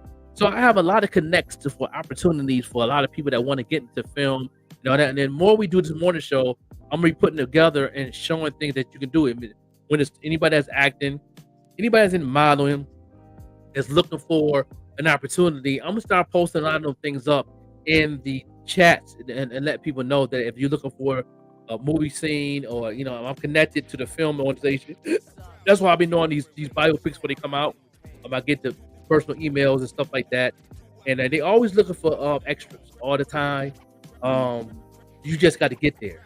You know what I mean? So this is something that I can bring to the table to help somebody get their dream to come true. Yeah. Thank you. You get me a little bit closer and closer. That'll be Deshauna Abrams. You love to act. Yeah, you need to holler at your boy. I got I'm real good friends with Javon Johnson. Javon Johnson, he was the head actor of the Ovals on BET. Good friend of mine from Belton, South Carolina. Know him personally. He always putting together acting courses and classes online for a low price. And once you get into his acting class, he'll definitely give you connections. But he also have different things in Atlanta and in South Carolina, where he sets, especially in Charlotte and Atlanta. They're the main two cities he sets up at for people to try out for like stuff that Tyler Perry was looking for. I know that last time I talked to him, he said it's like 7 different plays that Tyler Perry put together. That's going to be a play series that's going to be on tour in 2024. I think it's like his 40th anniversary of doing plays, and he's doing like a whole 4 or 5 play Tyler Perry putting together, and he's the head creator to help bring people to do extras. So I'm gonna bring all this stuff to the platform. Make sure y'all share this to everybody that's acting. Share this to anybody that does music. Share this to anybody that loves conversation, want to get knowledge. Looking for a marketing coach. If you look for a marketing coach or a music manager, I'm all that. You know what I mean? I'm here to help out and to uplift everybody. I have a marketing class starting at $150 for a mega class for a 2-hour class, and I'll be your marketing coach for free for a year. But November 1st, the price is going down to $100. So for the whole month of November, for the Black Friday month, Black month. And if you if you are, because we had some people ask us about some advertising packages, we do have some advertising packages available. If you are a small business entrepreneur, an artist, or you just want to promote something, advertise something for a day, advertise something for a week, a month, contact us. You can contact me. You can message me at vetgreen76@gmail.com. All that I ask is, if you are emailing me, put in the subject line what you are emailing me about. I get a lot of emails, y'all. If it is advertising, put advertising. If it is about having your music video, we are looking for still R&B artists who have music videos. Email me and put in the subject line music video submission. You wanna stand out, everyone. So if you are contacting me, again, it is Vet Green, it's my name, 76@gmail.com. I'm looking forward to everything that is coming. I'm definitely looking forward to 2024. There's a lot coming down, you all. A lot going on. I tried to get her email to put up, and then I think I may have taken delete it, but you can also it's fine. Yours is there. Yeah. You can always email me also. It's the same thing. Put in the description what you're looking for. YouTube links to get on the list to get your music video played. or if you have a commercial, you know what I mean. You could put it in there. If you have a commercial, and we might do a free commercial segment on special days, like we're having a special morning show on Thanksgiving. So make sure you tune in Thanksgiving morning. We're gonna be off the chain. We're gonna play the top 5 music videos that we have played that people have been requested. We're gonna do music of the day too for independent artists. We're gonna give y'all information on where to shop at for the holidays. We're gonna have a lot of things. We have a lot of fun on Thanksgiving morning and all of that. And then y'all can go to the evenrushnetwork.com, download the app, and listen to that amazing old school music they play on Thanksgiving. If you want some music to play while you're in that kitchen cleaning those chitlins. And coming November, listen. I'm sorry, Lamar. Go ahead. No, go ahead. I was like, say, besides for the chitlins, I was like, I'm down. I never liked them. When my kids love them, and my mother or my sister have to clean them. One of my girls, I feel like one of my girls may know how to clean them because my mom taught them. I didn't even like them. Was never in the house when my grandmother was. Right. Yeah. I could taste it. Dude, that smell stayed in the house until February.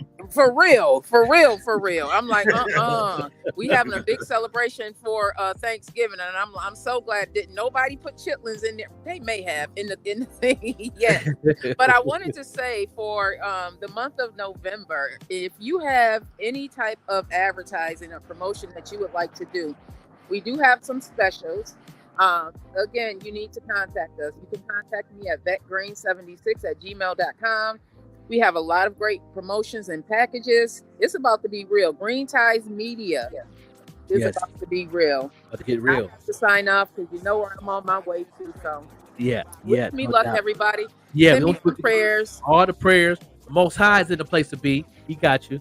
Oh yeah. It was meant for me to be on here this long with you all this morning because it definitely moved my spirit. So thank you, everybody. Say some prayers for me. I love y'all. Long life. I have to go.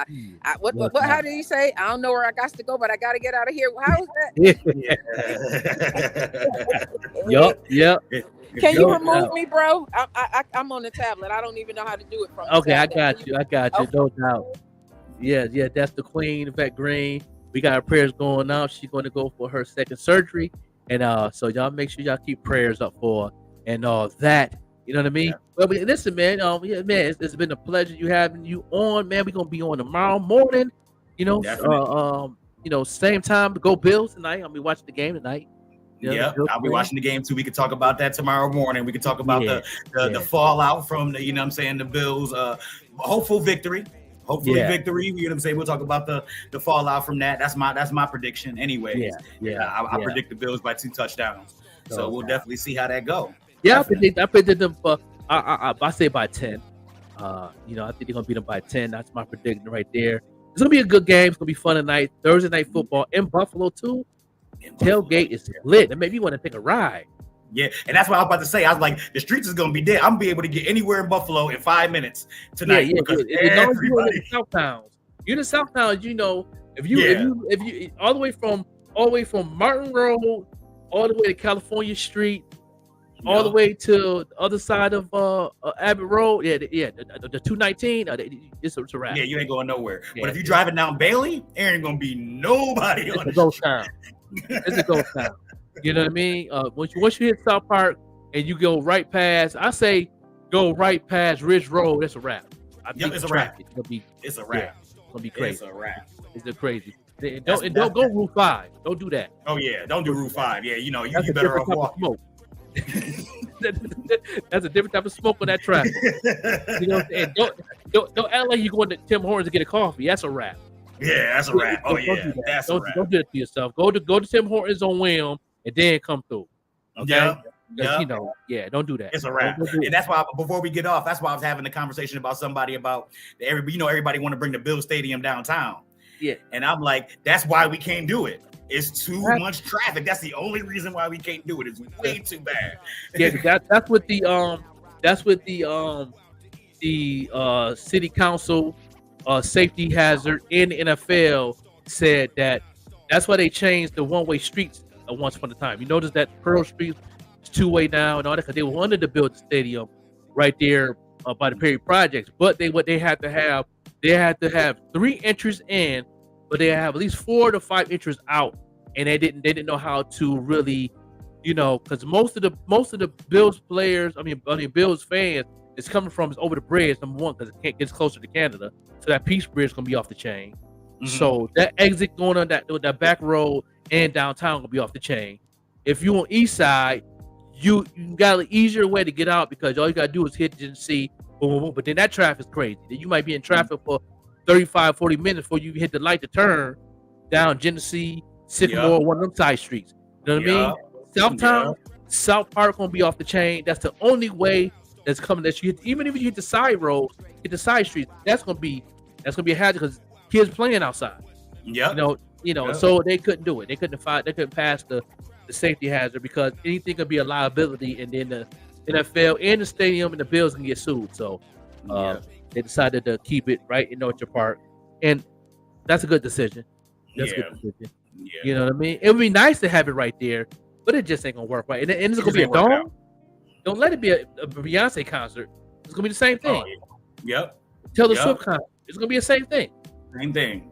Jay-Z concert. It's gonna be the same. It's gonna be the same concept over and over, not just a Bills game. So you have to go through that smoke 50 times a year because I'm pretty sure they're gonna have concerts up in that joint. So they couldn't do it. So yeah, man. But we gonna go ahead and play the music video today, and man, give us some good positive energy to the folks before you leave up out of here. You know what I'm saying? 4-star Lamar. Yeah, I'm gonna tell the people, man. I'm telling you, change is welcome. Change is good. You know what I mean? All this is happening for a reason, and I'm glad that Deshauna Abrams thing came up. You got to go do some work. We do too. But when you get a chance, drop into one of our inboxes or something like that. If you love to act, I got some work for you. No doubt. So, with that being said, everybody stay safe. Everybody just relax, and everybody just have a good time and enjoy the fact that you living and breathing and walking. Because there's somebody out there who is not. So, enjoy yourself. That's a fact. That part right there. And my kind of little words throughout the day is stay positive throughout the day, be safe, and enjoy the game tonight. You know what I'm saying? Order some good old wings or something. Get you a wine or a beer. Relax. Don't be tensed up tonight. Relax. And we'll see y'all tomorrow morning. We're going to play the music video today that we played earlier. Her name is Jay Latrice, and the rapper name was Molly Breezy. You know what I mean? If y'all want more information to hear their music, you can click on the link, the Spotify link. All the music videos we play is on the playlist on Spotify. Please click like because you can let 10,000 more people support music of underground artists that's trying to make it in the game. So we're going to end it like this. This is the music video. Pull Up is the name of it right here. Sponsored by the Evening Rush Network. No doubt.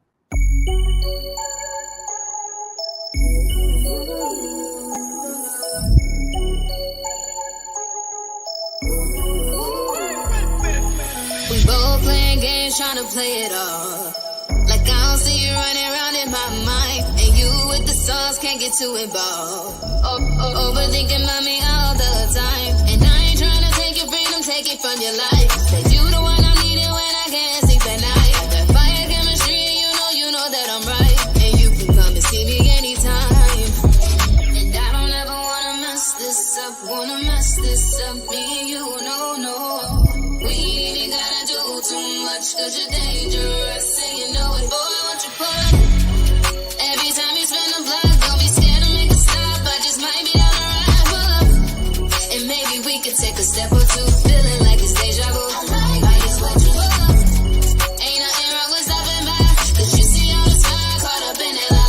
Pull up. And maybe we could take a step or two, but it's up to you. I just want you. Step about you, get on next about you, get too attached. And when you with your fragrance, wait till they call you back. Baby, I'm straight and I went crazy, don't know how to act. You make blow down in this trench coat, sitting on your lap. I just wanna know if you gon' rock from back, if you gon' stop from back, if you gon' drop from back. All just too easy, would you live for me, babe? Had kids for me, do the crib for me, huh? Please don't lie to me, babe. When you gotta hit the streets every time I pray, always tell you be safe. Really wanna tell you to stay, but they gon' stand your way. Just wanna know you're okay. When you come, baby, on my way. Sleep and wake up to you every day. Level wing, you kiss on my face. On the same page, on my toxic traits. And that's how we gon' stay, that's how we gon' stay.